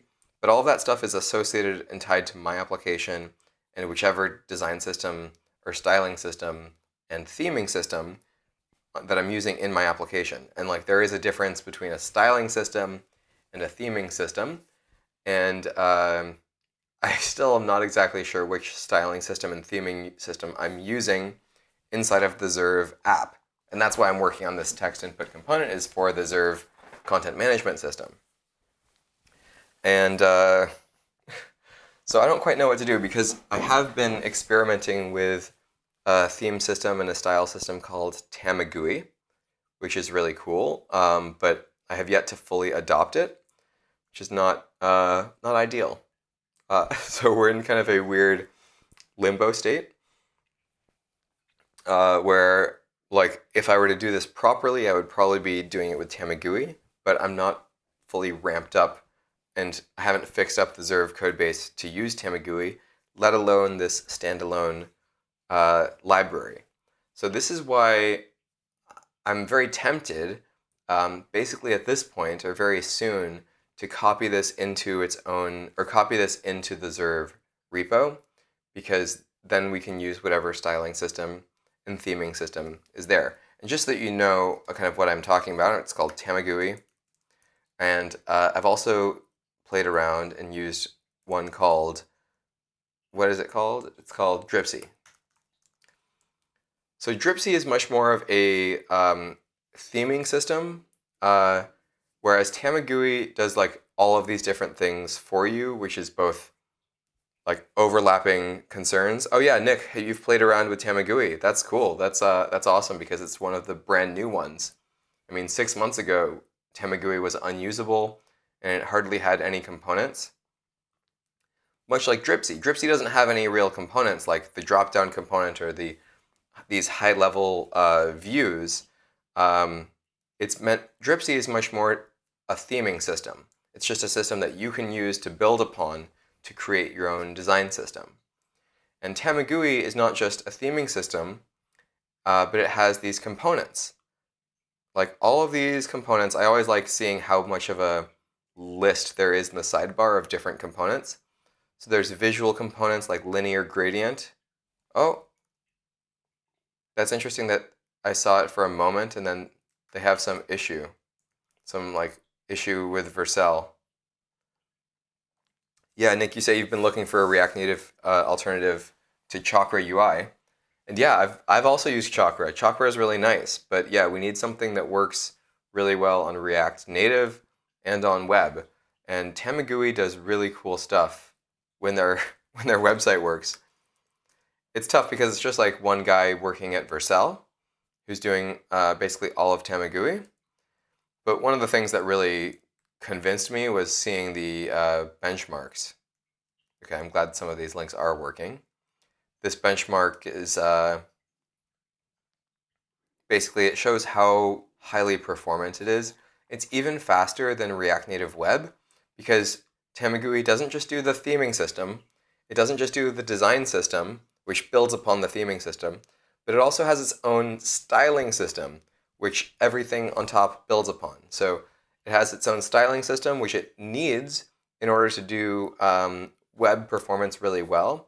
And the one thing that Tamagui does right that I don't think anyone else has been doing right is how Tamagui will render to responsive styles on the web. It renders to responsive CSS, which allows the browser to lay out the app in the most efficient way possible without having to wait for any sort of callbacks or without waiting for the screen to be measured in order to determine what to do. So that's the sort of stuff that native base does, where you kind of have to load the application in one layout and then measure the size of the window and then manually from JavaScript apply that layout separately. Whereas what Tamagui does is it provides responsive styles to the browser, so the browser can immediately render the correct state without having to flash between some incorrect state when it comes to responsive styles like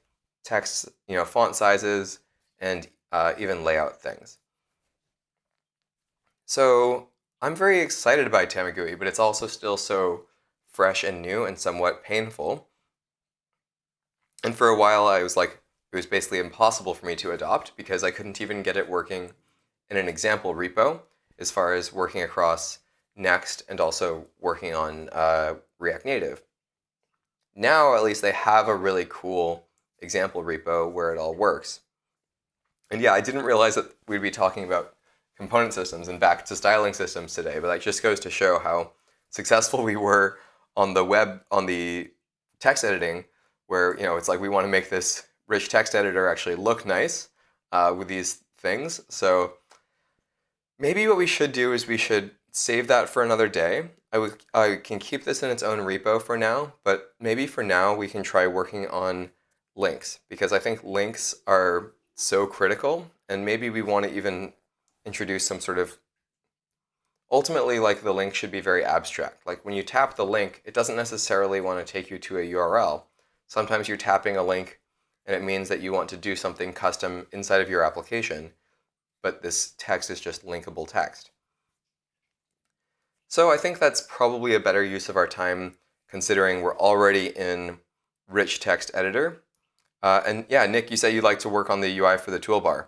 And working on the UI for the toolbar does sound like a fun project. Oh, and yeah, because working on the DX is what you're also talking about, because that's the tricky part in my mind, is getting it so that you have a developer experience that works in this environment. So one thing that we can try to just see what happens, I don't really know or have any expectations, but I'm inside of my Expo environment here, and I'm going to press the W key. And what that does is it basically tries to launch the entire Expo application inside of a web view, or inside of React Native Web. Anyone who's used Expo recently probably knows this, but we'll see if it's able to render it at all. Web bundling is complete. It's not showing anything up in the browser. I'll inspect element or whatever. So this is what I would call a total fail on the part of, I guess, Expo Web. I don't really know who to blame on this one, but let me see if the console, there's issues inside of the text area component. Text area can have at most one child. Well, this is a little distressing that this seems like a shortcoming in React Native Web, where React Native Web does not handle children on this text area. It renders a text area instead of a input component when you use the multi-line text input, which is the sort of expected correct behavior. We would be using a text area, but on the web, in order to do this sort of behavior, usually you would use a content editable. So maybe a lot of the benefits of using Tamagui is that it works well on web, but this whole component has no hope on web. When we're in React Native Web, we're not really in React Native world. We're kind of back in the web world. I'm kind of regretting learning about that regression. I'll see if my Android emulator will work. I'm a little concerned here, and I'm also going to pause my audio because when the Android emulator starts up, oh yeah, you're recommending to maybe add them within a segment. But yeah, the actual web API just does not allow you to style inside of a text input.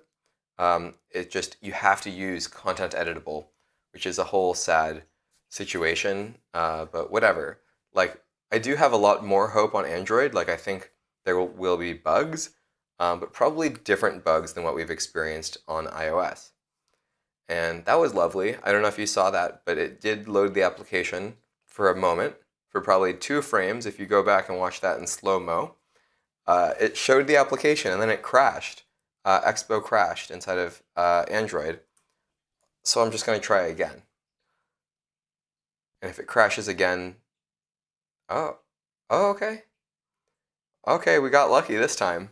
Hello there, friend. So this is the first time I've been using the Expo app in the simulator. And the buttons look a little bit wonky here in comparison to the iOS buttons, but hey, isn't this nice that at least this is rendering? So what happens if, and it's rendering with bold text, so I'm going to type italic. What? Interesting that it kind of presented it as underline. Maybe that underline behavior is just Android showing that this text has changed. So now I'm going to type something. Yeah, so Android has this UI where it has an underline behavior while something has changed. So I think that's actually the sort of thing that the users are going to expect and what they want. Oops.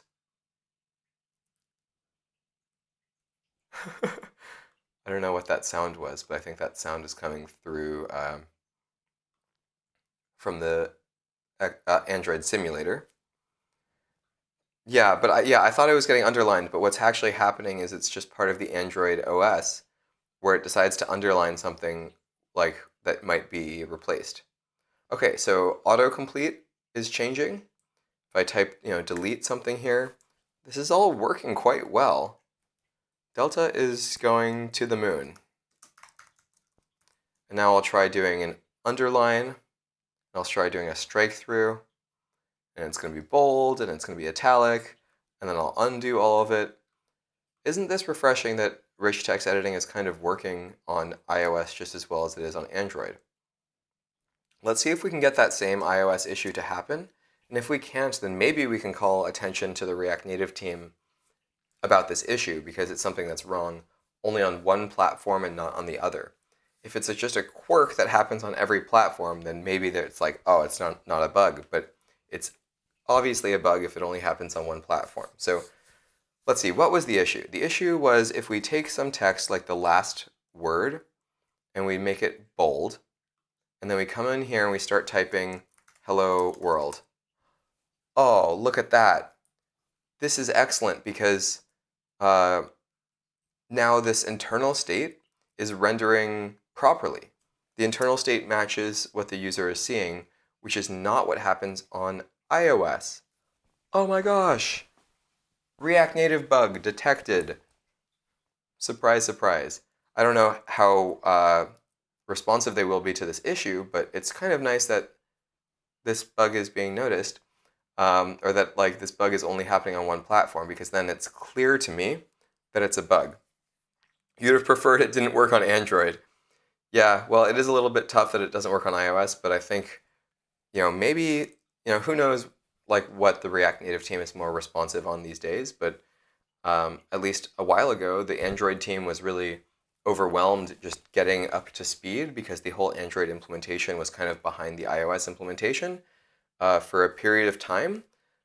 But now maybe there's like some React Native Android engineers who, or maybe the iOS engineers might have the bandwidth. So you never know kind of what's the ideal situation. In any case, so what's going to happen here on iOS, if I type something, it shows up as italic. But if you look at the actual state, this text that we have just added is not italic. It should not be italic. And if we do our remount, if this component kind of goes away and comes back, then the user will be confused because it would not be italic. So interesting. So how about instead of worrying about the aesthetic of the button, let's just worry about this behavior of the button and make it so that it shows whether or not you're currently writing in italic, underline, or strike through. And maybe we'll get on to links, but I think this is still like really great progress for today, and it's really fun to see how well it works on Android. One thing I noticed on Android is that the vertical text align is different. And I think that might just be a style that's a different default style on Android. I'm not sure. So this text input, text align vertical. What if we'd said not center, but top? I don't know. Is top a valid value? Good. Now on Android, the text also goes to the top. Okay. This is really nice. We've made some really nice progress, especially now that I can see it running on Android. So as far as this button goes that we're rendering, we can't specify much interesting thing, but we can specify the color. I know this because I worked on this button component. I worked on it. Like I did help make this button component inside of React Native back when I was working on the open source team at Facebook.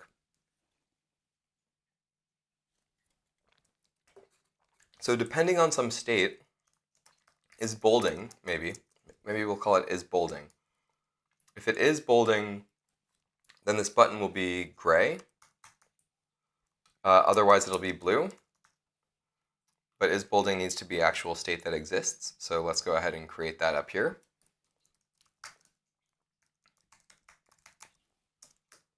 Set is bolding. This maybe isn't the easiest way to do it because, or not the most robust way, because now we're going to have like a bunch of different states for this, but no big deal. Use state false, or yeah, by default where is bolding is false. Okay, so now you can see it's blue and we are affecting the actual color here. So at some point we want to be set is bolding true. And we also are going to want to change is bolding depending on the selection, because when you move your cursor around, we're going to want to change this interpretation of whether or not we are bolden. Are we bolden or not? So let's get it work for bold first, and then if this works well, we can see how we can get it applied to everyone else. So it's going to be in this use attribute callback. Okay. So because we've already abstracted it into this extra function, I don't want to make it specific to bold. So instead of is bolding, we will have a custom attributes called a applying attributes. Attributes and set applying attributes. And then the initial state is basically all these first of all, we can specify that the use state is of type custom attributes, and then we can autocomplete false, false, false, false. Okay, so, and then what we're checking here is applying attributes bold. If so, we're going to do this color change. And then we need to pass in applying attributes and set applying attributes. set applying attributes into our use attribute callback. So applying attributes,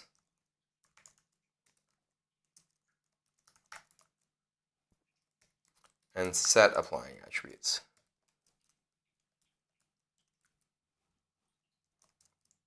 And to do set applying attributes, you're going to want to basically provide a partial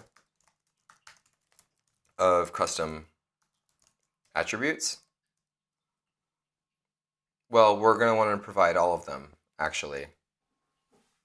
So yeah, let's forget the partial thing. We might need to do a partial later on. No big deal. It's just a kind of a fun TypeScript feature. And we'll pass these in as dependencies to our function. So now we've got was applied. And what we will do is we will say const new applying attributes is equal to the previous was applying, the previous applying attributes, which are just kind of the current attributes that are being affected. And then we'll say that the attribute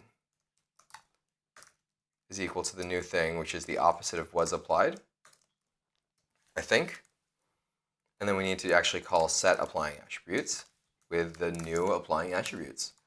Oh, it makes perfect sense. So let's see what happens now. If I tap something and I tap bold, good, it turns this bold gray. The problem is that would make sense if the cursor selection doesn't jump around. And hey, just out of comparison, let's go over to Android and see if this cursor selection issue is an issue here as well. It's a different issue. If you see what Android is doing, it doesn't move my cursor to the end of the line like it does on iOS. If I select something and tap toggle the bold, for example, it deselects. I don't really want it to deselect. I want it to remain selected, I think. But at the very least, it doesn't move the cursor to the end of the line. It moves the cursor to the end of... Okay. Uh-oh. Whoopsie doopsies. That was an issue just that TypeScript is catching here because we are not passing in all of the relevant details to this callback, which is fine. I'm still glad this callback exists, even though this is absurdly verbose now. And I also want to take this color behavior and apply it to the other ones because it's not too tricky to do. It's, this is kind of like slightly annoying copy pasta, but it's not so bad actually.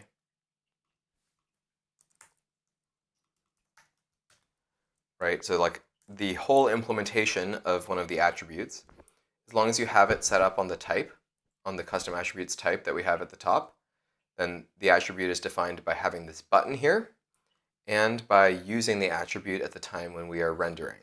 So these are where we're actually consuming the attributes and we're applying them as styles to the actual text input. It wants you to fully control the cursor behavior and the newly entered text attribute. So fully controlling the cursor behavior, that's basically by providing this selection as a prop, right? Now, when I provided this selection as a prop, at least on iOS, all sorts of things were going on.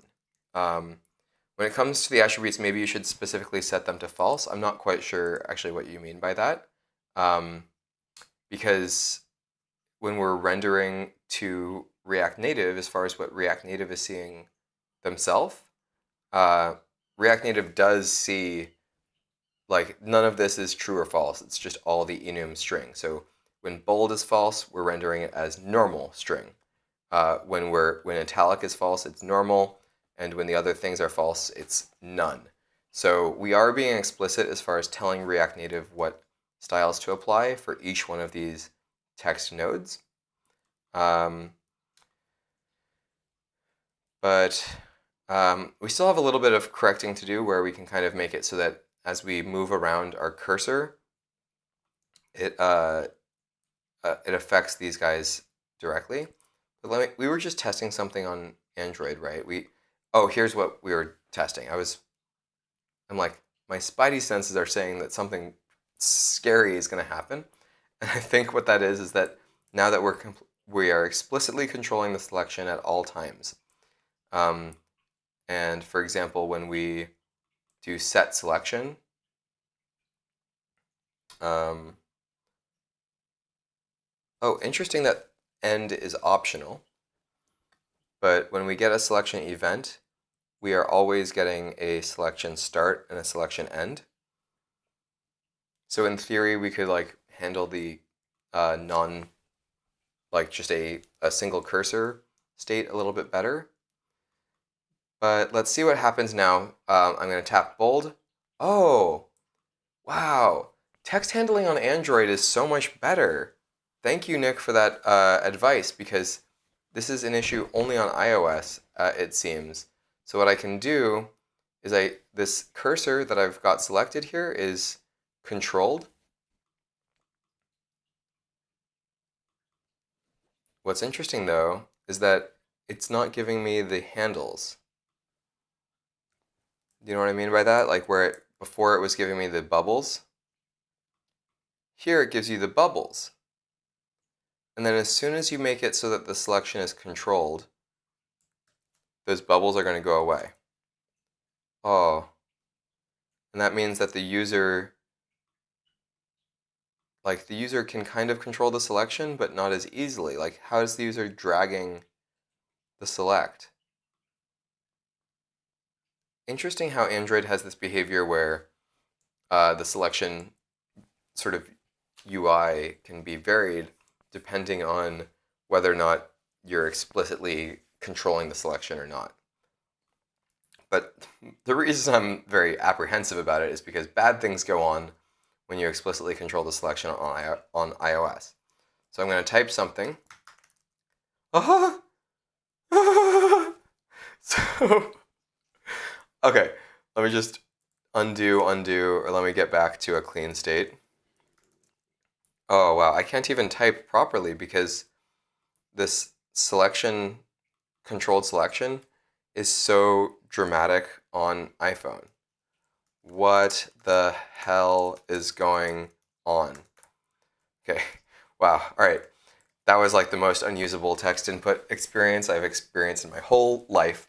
So this might be one of those things where we just do like a platform.select, and you say iOS is false, or iOS is undefined, Android has the selection. Like this might be a better experience where we're importing platform from React Native, and I'm missing a parenthesis here. But now what we're doing is we have different behavior on iPhone and Android. So on iPhone, we have a working input component because don't control the selection. And on Android, we are allowed to directly control, and as a result, when we change something like the underline, it leaves the exact same text selected. As a result, there is no bubbles where it like gives you these bubbles that would usually otherwise be here. This is kind of what it's like doing nuanced stuff in React Native, by the way, because there are subtle differences between platforms, and it's not necessarily the end of the world, but it is a little bit annoying. So like now when we toggle this thing, like the strike through, it works.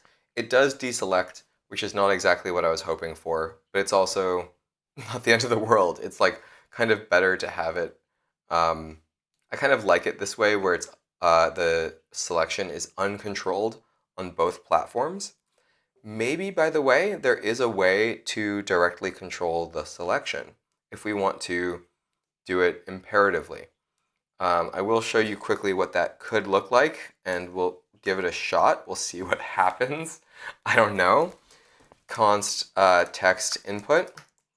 Ref is going to be use ref. So basically, we're going to say, look, React, we need access to the text input.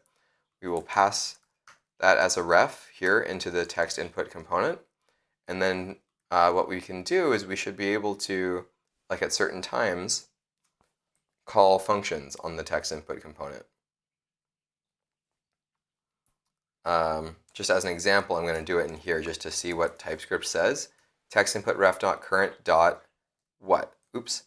Do we have methods on here? Because usually in like the React Native world, you could have like a method on something like a text input, an actual function that you're calling on the existing instance.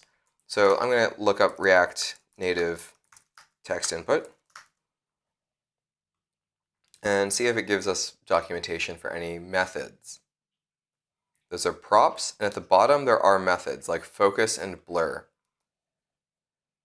Okay, and here I'm surprised there's only there's only 3 known issues in React Native's text input component, and none of these known issues are really referenced, are these issues that we're experiencing. And there's .clear, there's .isFocused, which is an interesting thing to have. But there's nothing that says set selection, as far as I know. I mean, there could be things that are undocumented that are available, but for example, you can do text input ref.current.clear. Clear. Object is possibly undefined.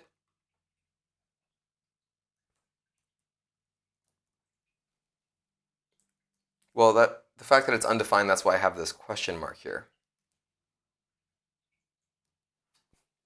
So maybe we need to specify that it's a ref to a text input. And now maybe TypeScript understands, oh, yeah, so there's clear, blur, clear immediate, clear interval, clear timeout, and cancel animation frame. Oh, there's a few things here. You can do dot measure in window. I think these things are here. We're looking for anything that has to do with selection. Dot set native props.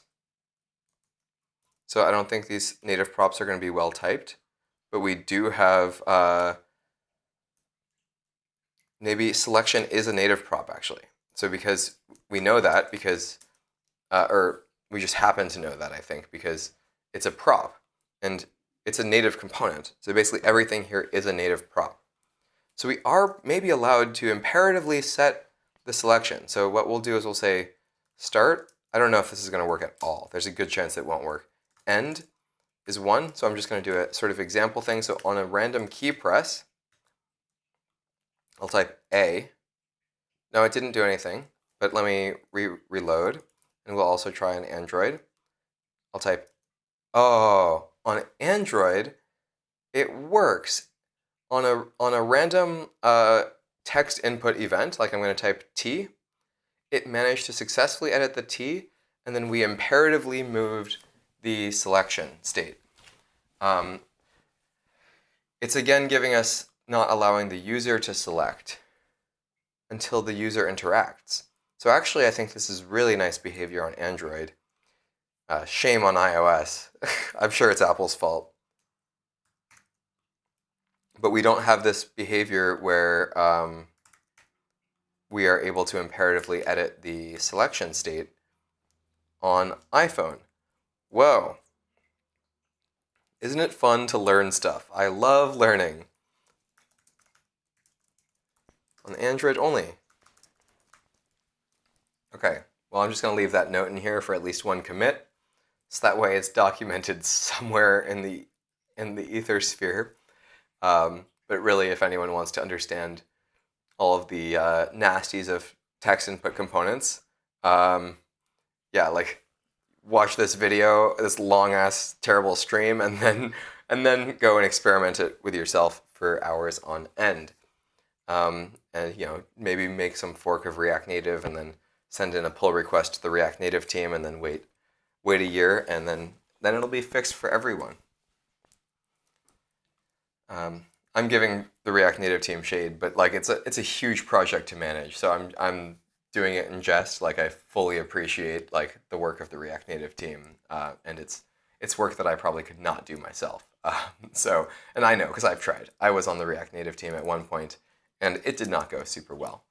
I'm happy to mess around as a user of React Native, but as a core contributor, that is a technical job. Very, very dense for me.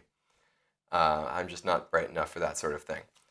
Okay, let's see if we can close the loop on this current selection thing, because this was a total distraction just trying to deal with these selection prop and then the selection literal native API for setting props. Because React Native does have this under the hood, set native props, lets you imperatively control things. And maybe on iPhone, by the way, it would exist, but it's under a slightly different API.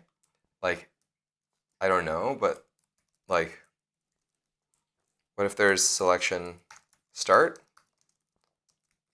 and selection end? I don't know. While we're being distracted, we might as well close the loop. Okay, well, those did happen on text input events. So yeah, I just wanted to check because maybe the way that React Native is able to pass these values into the native code varies. But nope, I was wrong on that one. But I was right to check this because it works on Android, which is cool. That was a fun little surprise. It's always fun when Android works better than iOS because, like I said, for a period of time, Android React Native was not as good as iOS React Native in my opinion. But hey, who knows? Maybe it's opposite these days. I'm just kind of issuing challenges to the React Native team. Okay, we need to reload, I think, because Android is still doing this crazy set native props behavior. If I try to run reload from the Android or from the Expo command line, maybe it will run reload on both apps at once. Hey, isn't that nice? Okay, so let's go ahead and make it so that on this selection callback, on selection state, we will get the new selection from the native event. And of course, we're going to continue to set selection so that way the rest of this component has access to the current selection. But we're going to want to look at the attributes to determine if the applying attributes need to change, because those are kind of what buttons are currently highlighted at the moment. So here's the code that we were using earlier to determine what the attributes are. And maybe we can just use that as the applying attributes directly. Maybe. I think I'm going to try that. But I need to find the right spot in order to even explain what's going on. So the delta is the current state that we're being given from the parent, like our current content. And was applied is how we were checking a single attribute. But now if we check all of these attributes, let's just say new applied attributes. Current applied attributes. We'll do the naive thing, which is set applying attributes as current applied attributes. Hopefully this works well. Who knows? I'm going to reload from Expo, so that way we can get it on both platforms at once. Isn't React Native fun? So now I'm going to select this, and it's not working, because it should basically say that, oh look, bold has already been applied. I'm going to select this on Android. We are having some troubles. So what I will do is I will do console.log log the first, oh, wait a second. I needed to make sure that we are using the correct selection, but we are using the correct selection. So on selection change, I expect to see this, like selection, cell, and we pass the selection. We pass the, I just want to see the prev first character op. it's no longer really the prev first character op because there's no operation that's changing in this case. We're just trying to determine the attributes. So I'm just going to call it the first character op and the first character delta. And we're going to comment out set applying attributes because it's not working. But we should be able to see, oh, wait a second. Look, we're using $! Exclamation mark, exclamation mark. That's going to cause troubles. Maybe that's why there was a bug. So I'll try this as well. So we're going to get some log statements and also maybe get the bug fix.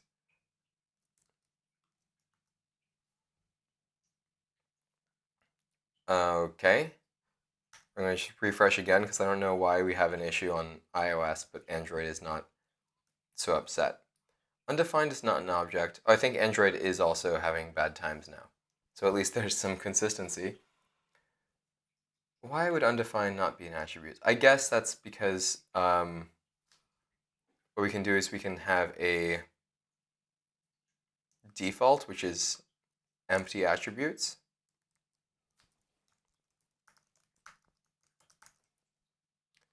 Or I'll call it just no attributes. No attributes. And that will just be hard-coded out here. Okay, and we'll just, out of sake of clarity, we'll say that no attributes is a custom attributes type. Custom attributes.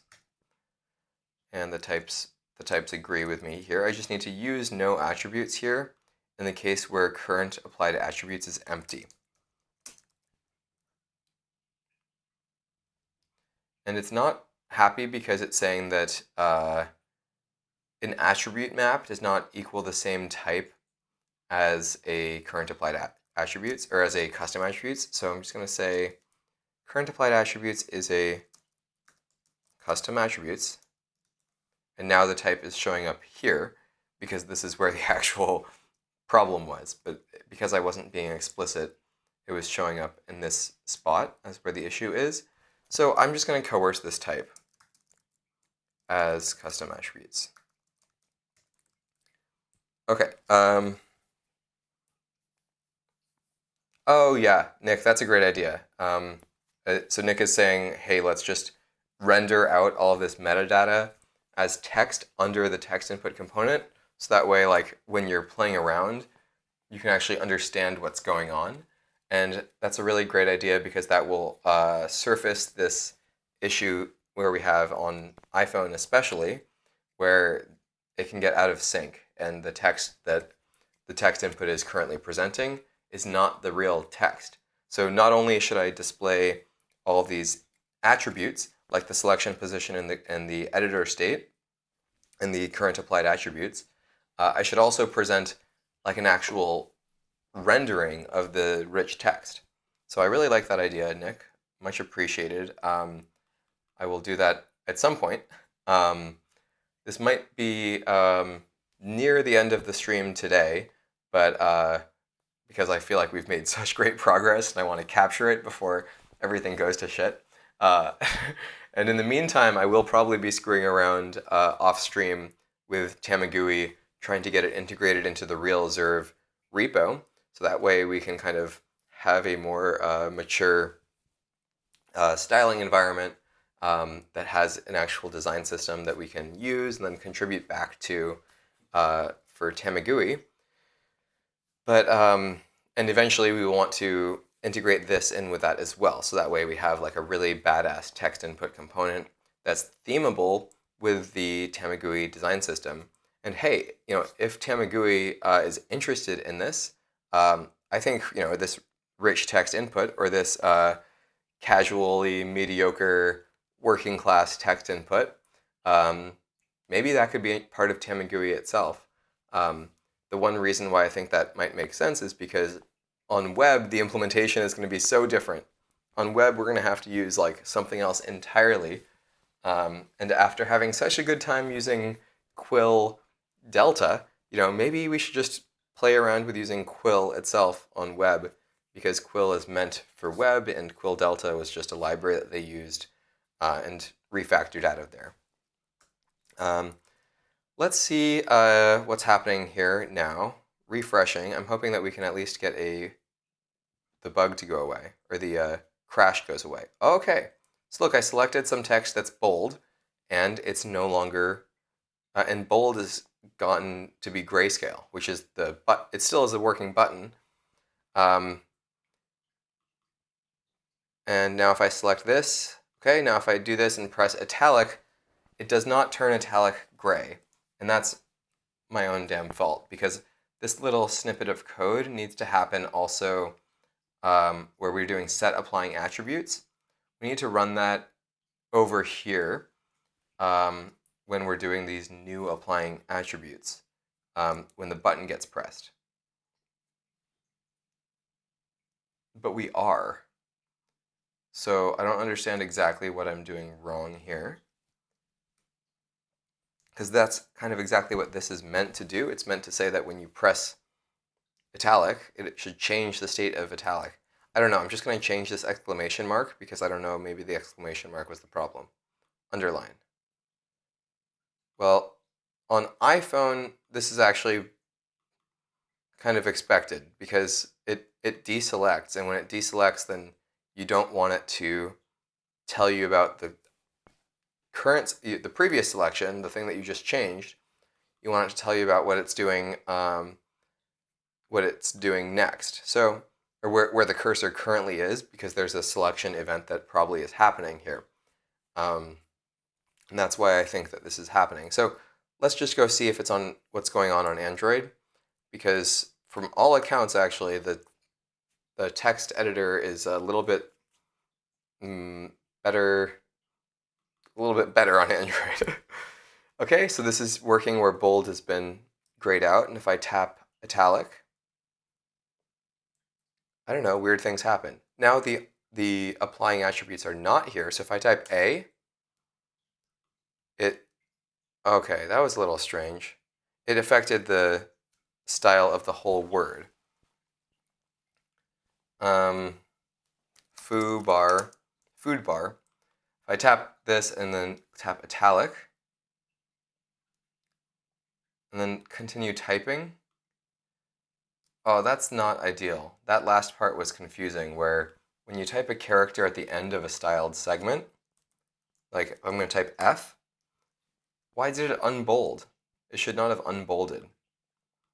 At least it's aware of what it's done, in the sense that I think this new state is correct, where there's no bold text here except for some space in here that's bold. So this is not super great, but one thing we can try is we can make it so that when you tap, oh, I think maybe I broke this by doing this. Uh-oh, and the other question for was applied, maybe in this case where we're checking was applied, we should just be looking at the applying attributes. Okay, I'm gonna put my headphone away, and we'll spend a few more minutes trying to make it so that the applying attributes affect what is currently being done. But I'm going to take a quick break. So, if you're watching the VOD, come back in 2 or 3 minutes, because we are going to continue, but I need to take a quick pause. So, be back soon.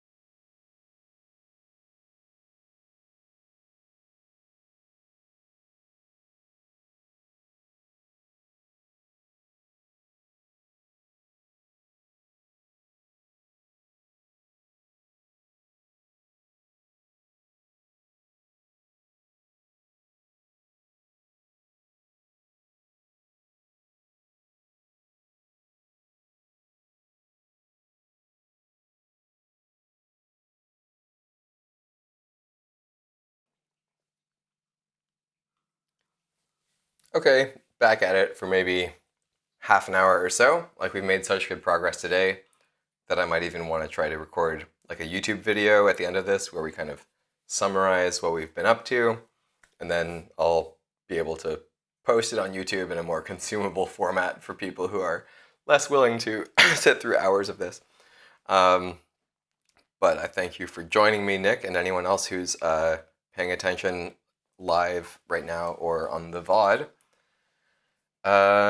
So we're going to go ahead and follow through with this concept that we had of rather than at the time when we're typing text or the time when we're making a change, we're going to take a look at it, just making the opposite change of what the input button is saying. So what the toggle button says. So we have some state basically that turns this bold text to, or this bold button to be gray once it's selected something that's already bold, because it's hinting to you that when you tap bold, it's going to toggle it. And what we currently do is we currently look at the current character, and instead of looking at the current character, we can look at the existing state of that we're already keeping for this, well, what it's called the applying attributes. So was applied, let's create a new implementation of was applied. And it's going to be equal to the applying attributes, that's being passed in with the attribute name that we're currently working on. And yeah, I guess that's mostly it. And then we're going to have new applying attributes that will toggle it. But what happens usually is when this attribute changes, also a selection happens, like a selection event happens from the native side, and then we're back here in on selection change, and then we are basically doing the same logic again that determines whether or not the attributes are selected in the first place. So like setting the applying attributes over here actually might get squashed. I think that's maybe what's happening. So hey, for now, I'm just going to comment this out because I think maybe this is just a distraction in comparison to just doing the actual selection. And it's going to now basically be determined by the button color what we're trying to do. Okay, so I'll select this and I'll tap bold. Okay, no regressions, it seems. I'm just going to go ahead and reload the project and clear the simulator so that way we've got a fresh example on maybe both platforms. Yep, both platforms.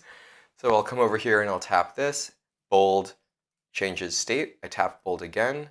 This is looking pretty good. And also, if I'm selecting the last word, it's even consistent between platforms.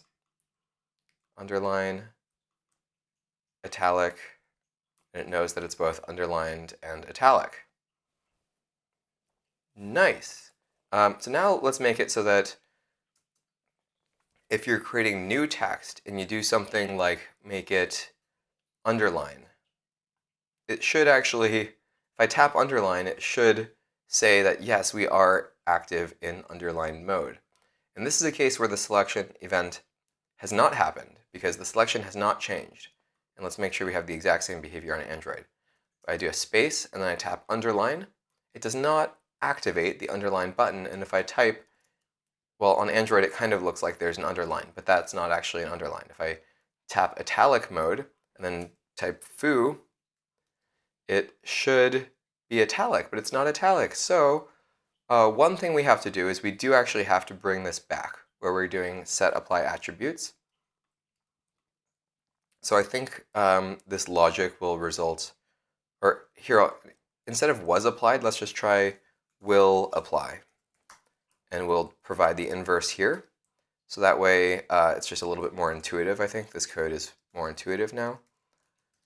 And we can delete this other code because now this is done entirely at the time when the selection changes.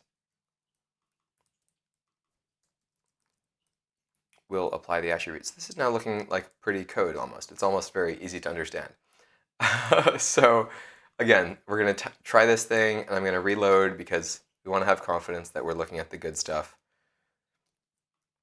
you can see they're still bundling, Expo is still bundling on the web app, and that's not really necessary because it's so busted on web, it's not even worth trying. I typed A again to make sure that it would reopen on Android. Okay, so now, I was wondering why it's not going bold, but if I go inside of the word, it does say that it's bold. So maybe we shouldn't even be checking the current character, but the actual next character. Anyways, so test, oh wait, we can't try this on iOS because look, it's harder to see because I know my camera is there, but on iOS, like it's bold here, but it should not be bold. So I will go ahead and do what Nick had recommended earlier, or kind of I will render the current state so that way this bug is super apparent on iOS. Make it detect if there's, Nick, you're suggesting make it detect the state of the previous word if there's no selection. Yeah, it's hard for me to tell if this is desired behavior or not, but I do see what you're saying. That, yeah, like based on the current behavior, it doesn't seem to be looking at the previous thing, or maybe it's looking at the space, and maybe this space character. Yeah, this space character, I think, is actually maybe the reason why there's no style being applied to the space. But yeah, it does seem like there's an off by one error when it comes to this. In any case, let me just follow through with this next part here, where we want to make it so that if you add something like strike through, good, it will toggle strike through. So now at this point, when you type something, it should go ahead and strike through the next text that we type, foobar. It should not be bold, so I'm going to really stop demoing on iPhone, even though that's like my home platform, and I'm just ashamed that iOS is worse right now, but that's fine. That's just what it's like in the real world. So if I type strike through, now type something, it should be stricken through. So that's actually, it should be a very easy thing to fix, I think. Because at the time when we're doing this insert, we can, for this on text input, we're inserting the text, we can apply the current applying attributes. Oh hey, so let's see if that fixes it on our new home platform of Android. Okay, the app just crashed, so Android is not feeling like home just yet, but soon. Okay, so now, I mean, the good news here is when I type something here, it's not going to be bold. Not bold. Nice, it's like, that's nice. It's not bold, it's not supposed to be bold. But then when I click bold, it goes gray, and then it should be bold. But it's not. So I wonder what exactly went wrong here. Because applying attributes at that time, I think, should be a thing. So I will go ahead and do a console.log of saying text input, because I think that's like one of the most important parts of this experience, is making it so that if you're just typing in things in a straightforward way. What OS is this? I have no interest in that. Okay. On Android, let's see what happens. We type F, and we get this callback of text input, F, and it still thinks everything is false. Okay, that's fine. And then if I click bold, and then type A, not only did it bold the F, or the A that I just typed, it also bolded the F. So it's text input FA. I think that's because Android basically has decided that the text input event included both characters, F and A, even though I only typed A.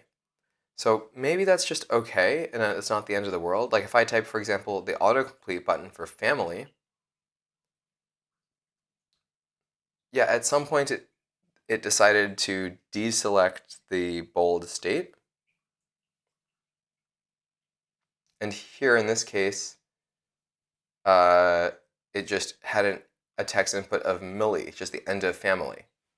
And by this time, it had decided that this thing was false. So we are starting to experience some real bugs here. And now I'm going to try on iPhone. I just need to be careful because here when I type a letter, it shows up as bold, but it's not actually bold in the real state. Because if we look at this state, its bold is set to false. But we have the A here, so that's a problem. And I'll do what I said I was going to do and illustrate that problem. So in addition to mediocre text, let's rename mediocre text to mediocre text input.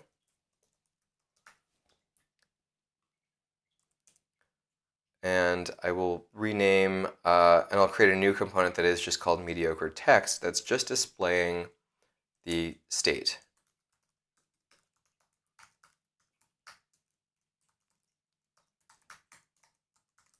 I don't know, I think it's nicer to call it a document or something than the delta, because it's a little confusing how it's always referred to as delta.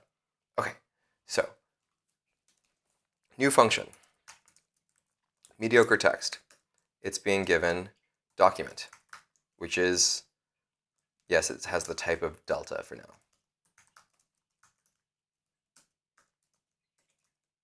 Okay, and now we're going to basically return. We already have the logic for mediocre text. In fact, what we could do is we could reuse the whole component here. So for now, I'll do a copy-paste job, a little bit of a copy pasta. But in theory, actually, we could render the mediocre text inside of the mediocre text input. I don't know, that might not be the end of the world. And we're going to be mapping over the document.map. Or we could also literally do document.ops.map, because now that we understand a little bit more about how delta works, we know that there's operations inside of it. And the state here is called input state, not delta. Okay, so now what do you think about this? It's not used as a JSX component. Void is not a React element. Oh, I need a return statement here. I need to actually return the content from my component. And now if we go onto iPhone, so the reason it's broken this up into two different lines is because these are separate text components that are being rendered. And what we really want to do is we want to render everything that's a mediocre text inside of an actual text element, like a single text element. And that will make it so that this text is in line. Okay, so now we type foo, and we can see clearly, I mean, hopefully, if you have enough pixels being piped to your video stream, you can see that on the input it's bold, but the real state is not bold. So we've now like illustrated our issue, and I think we just need to like annotate this a little bit better, like we can say some text like current state. So on Android we don't have this issue, but the app is constantly crashing, so I guess we have some other issue. Expogo keeps stopping. Okay, you just bring it back. Okay, so the current state is awesome, and I type foo, and the text input state matches the other state. So now I'm going to try this thing that might be buggy. I'm going to type strike through. It grays out strike through, and now I type foo bar, or just bar. And interestingly enough, what happened, this bug did not appear when I typed one character. This bug appeared when I typed several characters. Okay, back to iPhone. Not because I think iPhone won't have this bug, but I think it's just nice to go back and forth and to learn. So I'm going to type space, no problem. I'm going to type strike through, and I'll type one character, A. Now the current state shows that it has the correct thing, but what's being rendered does not. So now we're going to go to Android, and I think we're going to see a different behavior. I don't know how to refresh on Android, so like, how do I get to the Expo Dev menu. I go in here. Oh, there it is. Oh, that's pretty easy. Okay, so I type space, I select strike through, and I type A. And now, interesting, so Android again is showing the correct state. But if I type another letter, AA, it has gone and undone that. So let me just repeat this repro so that I can try to understand it a little bit better. I think I might have learned something. I type, okay, select strike through, I type A, and it has unselected strike through. Rutro. So maybe this could be fixed by addressing this off by one error that we see on the callback for the selection. So we're trying to do delta.slice, but we might not be doing it properly. So here's what I'll try doing. I don't know about this, if it's going to cause issues when you try to select the first character, but I'll try to say that we're going to slice to the previous character. Because maybe that's just the right thing. I don't know. I have no clue. I'm clearly winging this entire process, and I'm just delighted it works as little as it does. Okay, I type strike through, and I type A. And again, it disables strike through. So that's probably because set applying attributes is only called in this one place, isn't it? No, it's also called in the callback for when you tap the attribute. But that's not happening here. So it must be happening here on the selection change. So we'll have a log statement here. Hopefully the logs aren't too busy right now. Yeah, there's something called text input that I'm going to want to disable, this guy. Okay, we're going to clean up one of our log statements. That way we can understand better what's happening when selection changes. On select, and then we're going to specify what is the current, or no, we already know the current applied attributes because that's what's visible on the button. I'll go ahead and type selection. And we will also provide the current applied attributes actually is what we want to see, because this is what we are applying. Interesting. I'm wondering if maybe the issue is here that I have no attributes, and it makes me wonder if we just set all attributes just so that we can understand what's going on. Okay, this makes me cringe a little bit, but I think I'll learn something, so it's always worth the cringe if you learn. That's a big life lesson, maybe. I don't know. Okay, so we come here, and so that means that the current applied attributes has been empty this time because it is this way. So now we come over here and we get it into a different state. Let me type A. Oh no, oh, it's so confusing. I don't like what I did anymore. If the current applied, well, let's see what the log statements say, by the way, because it seems like current applied attributes is undefined. Is it always undefined? Did we just mess this up? Or will it go back to the normal behavior if I do this again? We'll find out.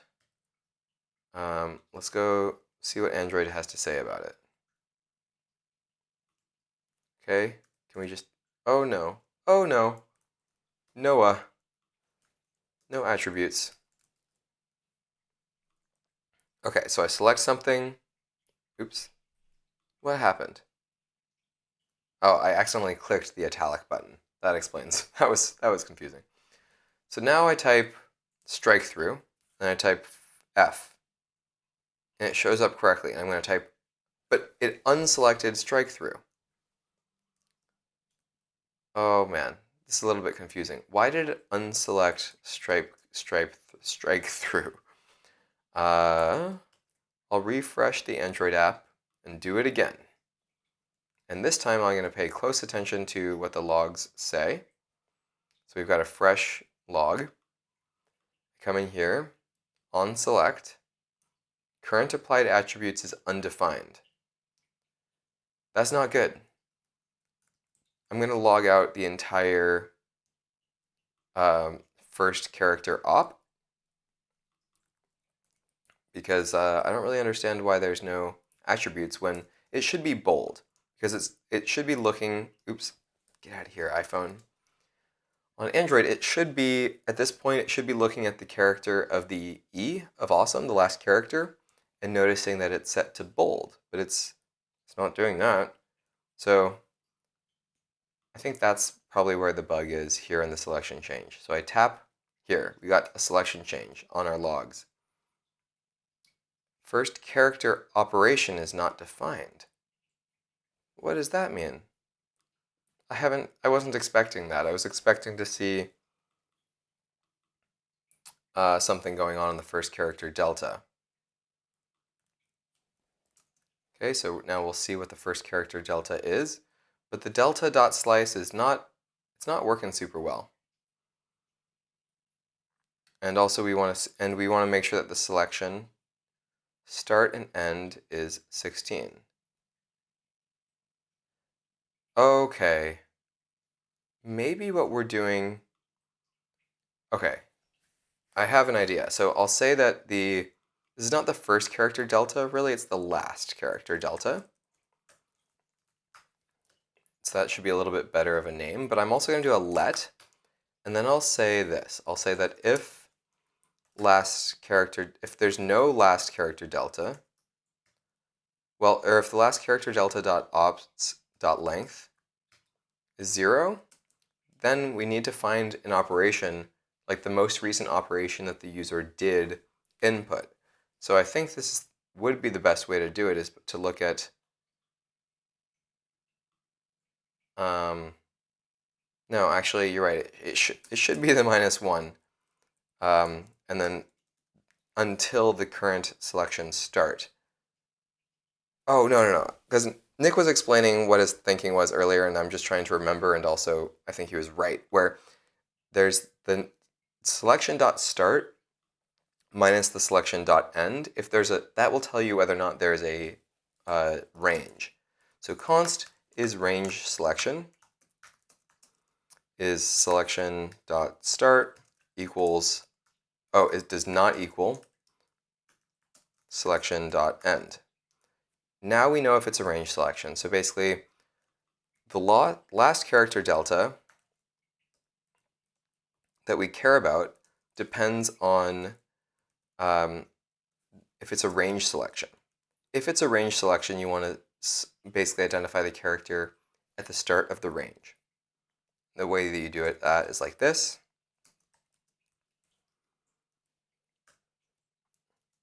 Otherwise, you want to select the character before the cursor, which is going to be start -1 up until start 0. Okay, so until your current selection. And at this point, it's possible that you actually don't have any character delta, because in this case, that would probably be because there's no text at all in the text input, which is fine, actually. The delta will still be here. The ops array will be empty, so the first character op will be empty, and it's possible that the current applied attributes is nothing. And so we really basically only want to do this setting if there is, so if you have the current applied attributes, then you want to set it. Otherwise, just leave it as the previous state, because maybe the user has toggled some attributes that they want to apply for future keystrokes. Okay, let's see if this helps. I really hope it does. I think that'd be really nice.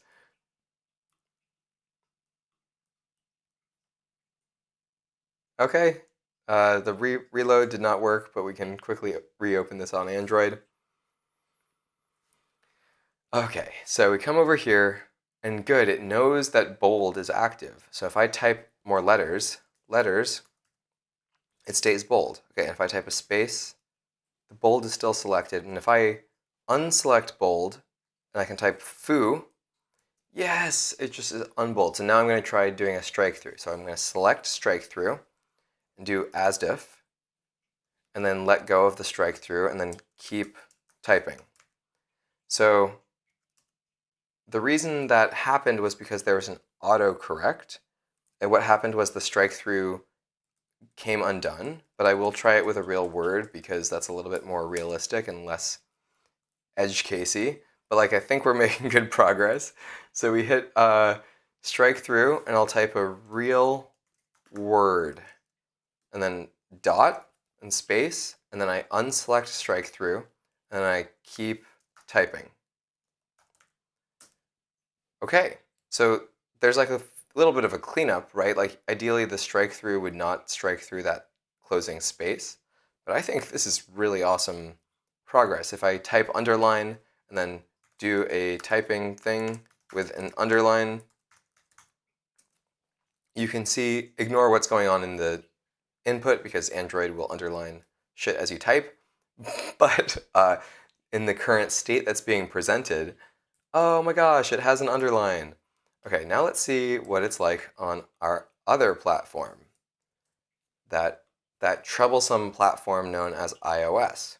Okay, so I'm going to do, it knows that it's bold, so it thinks that we're currently typing in bold. We are typing in bold. And the reason I'm confident of that is because it says that down here, not because it's bold up here, because this is React Native bug zone. So I will unselect bold and type underline. Now this is underlined. And now this bug, this React Native bug on iOS is on full display, where we did manage to successfully underline the real text, the real state that's being written. But unfortunately, React Native inside of the text input is not applying it correctly. So, you know, bad things happen sometimes on iOS. But this isn't so bad. Like, I'm pretty happy. Yeah, Nick is like, not like this. I love that emote. But I think this is really some serious progress that's being made. It's really clear that there's a React Native bug on iPhone because it's only happening over there. And fortunately, we do have this working state of applying attributes, like underlining is working alongside italic and bold. Who knows what's going to happen now? Bold. Cool. We can go to a new line and we can type hello. And because we're inside of one big text component at the bottom, it still is working here. Wow, this is cool. This is like some working class text input, actually. I think we've maybe have made it. So to wrap up, maybe I'm just going to record a quick YouTube video. I don't really know how it's going to be structured. I'm not usually used to making this kind of content on YouTube, but I'm happy to do it. I think it'll be fun.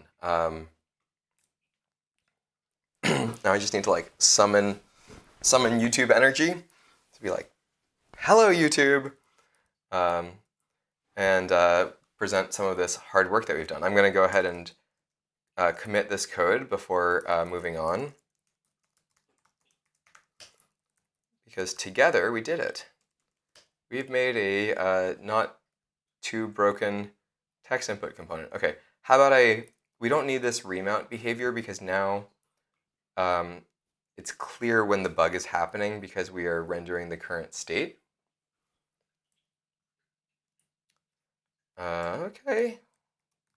Maybe I'll just delete that and delete that and say, hello.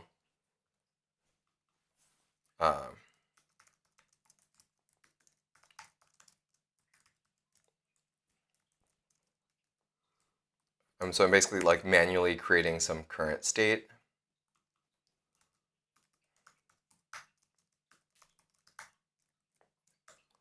text input, we're saying make this italic, make this bold, and then we'll have a non-attribute section on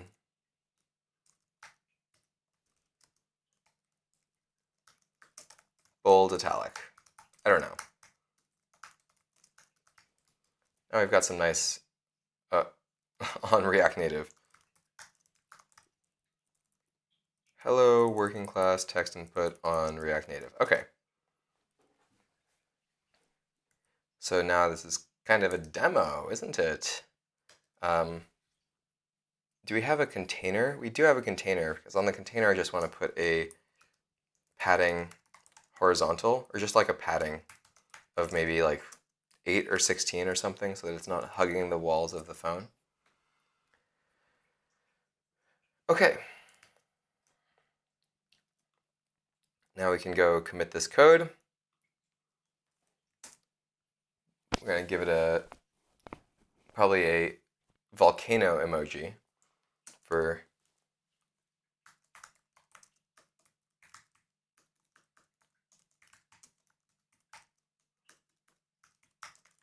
okay.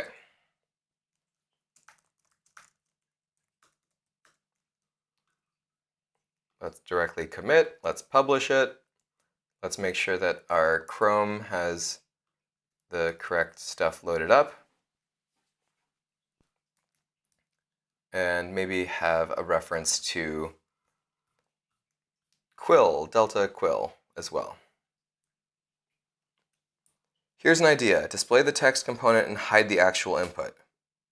And then the text component emulates the input. Oh, no, that's not going to be good, because there's all these touch interactions that are expected on the actual input. And things like the cursor, I'm not going to be able to implement the cursor very well myself. I appreciate the idea. I think that's something I would absolutely consider. But there's so much that goes into like the little popovers and the cursor select and the bubble and the stuff on iPhone where you can click the keyboard and do a drag select. Like if you do this, ooh, like this kind of stuff is in fact, this is not even how I expected it to work. This is what I expected to happen. But this sort of thing, you can see there's like a shadow going on this cursor, and of course there's no API for that sort of thing. So I would never really dream of re-implementing the text input component, and that's one of the big benefits, I think, of React Native, is that we're using the actual native input component. And there's all sorts of crazy stuff that goes on thanks to it. Like you can see this like blue bubble, these handles, and this bubble thing that appears. Like I would never try to re-implement this myself. And if I did, I would be absolutely crazy to do so. But yeah, I wonder if on Android I can also demo it with the keyboard. I don't even know how to get the keyboard to show up in the Android simulator. That's a little bit embarrassing. But yeah, so let's see. Do I have like content ready to go? I think I'm going to basically just present this whole thing, probably starting from what it's like to use the input component. New Delta. Yeah, cool. To use the mediocre text input. And we'll do links maybe on a different episode, because I think we've gotten like to such a good end state here, or such a good demo point. So I just need to start talking, I guess, start YouTubing, and maybe I'll get Android open here.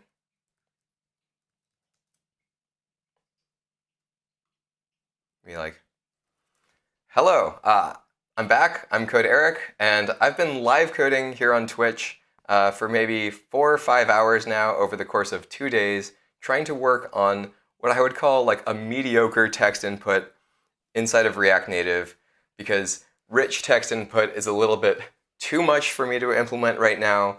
I just need like a poor text input, like a working class blue collar text input. something practical for making human text that you can input inside of your React Native app that will be presented in a variety of contexts. So I want to show you all the progress that I've made here with the few people who have showed up on Twitch. I really appreciate you coming here live to enjoy this, this madness. And this is the input that we've created together, basically. It is a actual native React Native text input. It's not using a web view, which is how a lot of React Native text inputs work. Instead, it's using a technique where you can actually render children inside of your text input component, and those children can be other text nodes that are fully stylable here.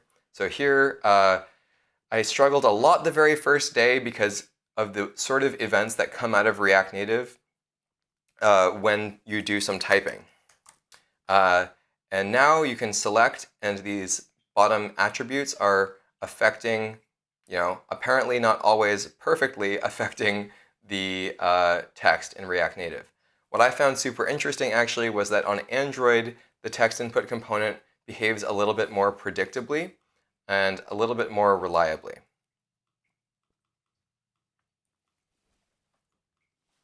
It's not working at all though. So I just need to refresh Android, I guess. We're nailing it. We're nailing it. Okay.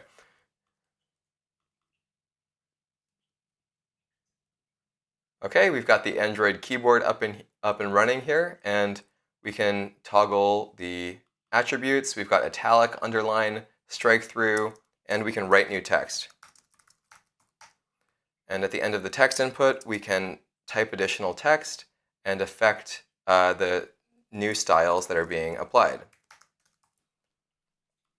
On iPhone, unfortunately, we have noticed that there's this really glaring issue where potentially the text that's showing up inside of the text input component cannot be fully controlled stylistically. So that's why we're showing this current state here where you can see exactly what the internal representation of the text input has.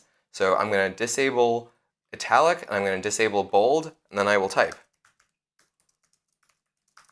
And here you can see that it's still bold and italic inside of the React Native text input, but the actual state, the internal state, we're just rendering the text normally down here, is not bold and italic. And that's a bug that's only happening on the iPhone text input. So I'm pretty confident that this is a bug inside of React Native, and we're going to have to dig into this. But at this point, I think we've made really good progress on making a usable text input component for making human text, basic stylable human text. I don't really want to make it so that every feature is supported under the sun, like colors and every last little font change. Like I think most of that can be handled outside of this human text editor component. But I do want to show you quickly what went into the implementation. On the first day, I struggled immensely trying to write this really painful algorithm that would understand the sort of events that are coming out of React Native.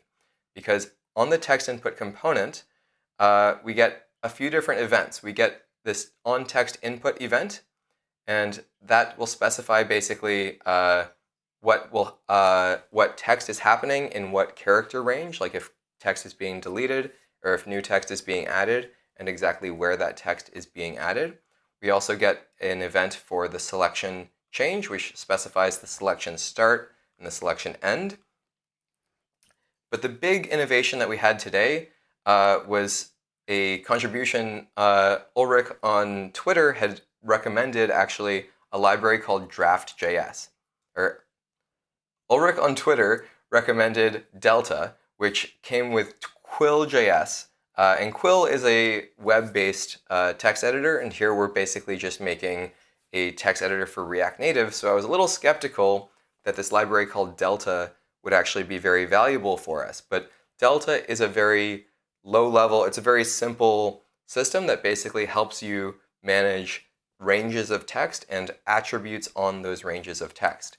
So let me show you what we do in order to interpret these events and handle them. So when text input comes in,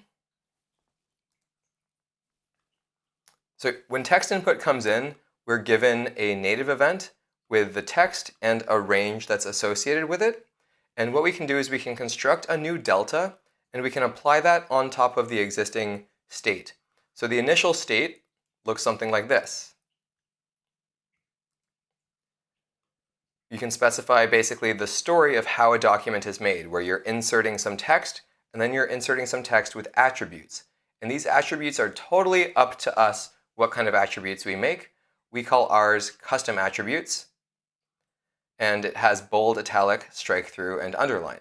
Eventually, we might support some more advanced things like links, but for now, we've got custom attributes, and our initial state looks like this. Hello, working class, text input on React Native, where certain things are bolded and italicized.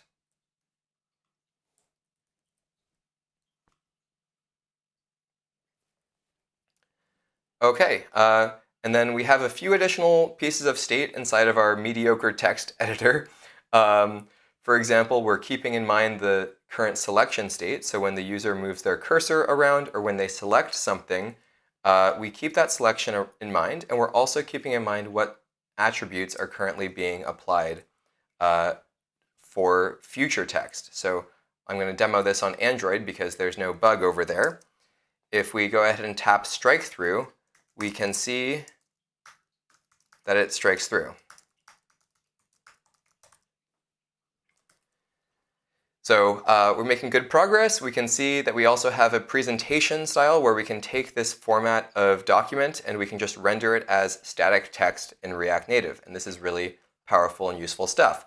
That one is just called mediocre text, and you can see exactly how this text is being rendered. Inside of a text component, you can render other text components, and depending on the styles that are available inside of this document, there are different styles that we are applying directly to these pieces of subtext. And this approach is exactly what we're doing inside of the actual text input component itself.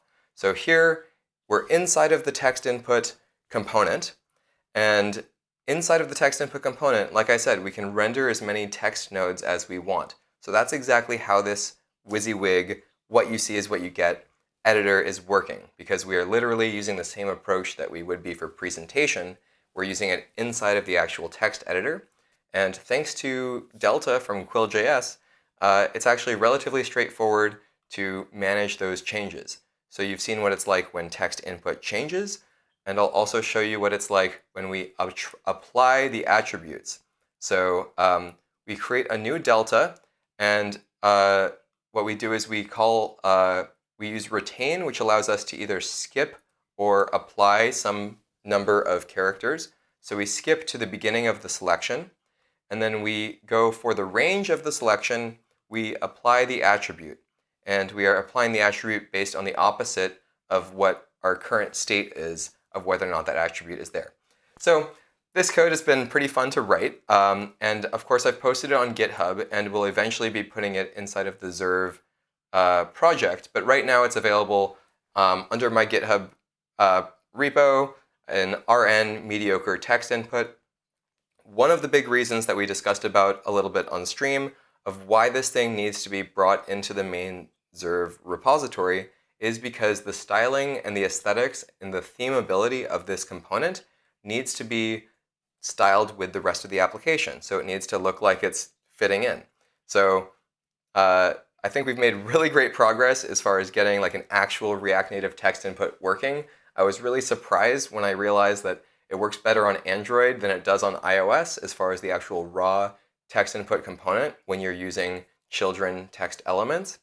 And this was quite an adventure. The first day of the stream was pure pain because we didn't have Quill Delta. So the next stream we spent maybe 2.5 hours getting this to this level, and now pretty soon we'll be ready to pull it into the Zerv repo where we can start theming it like we do with the rest of the Zerv application, which that itself is a separate project that it's up in the air.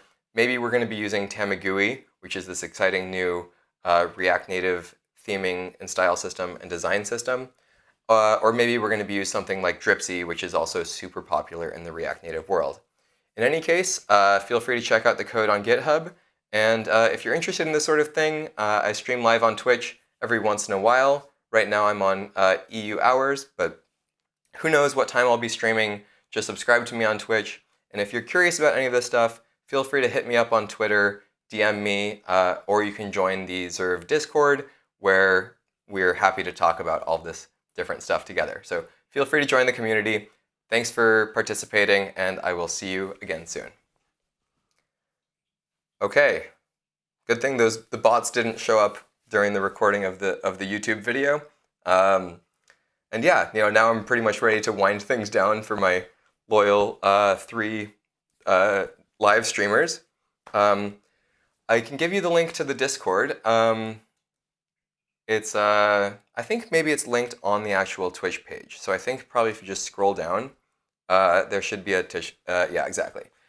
So and I'm also actually working on a website for Zerv. I will show you because it's only the hardcore people who are like watching this VOD or who are here in person, here live. It's docs.zerv.app.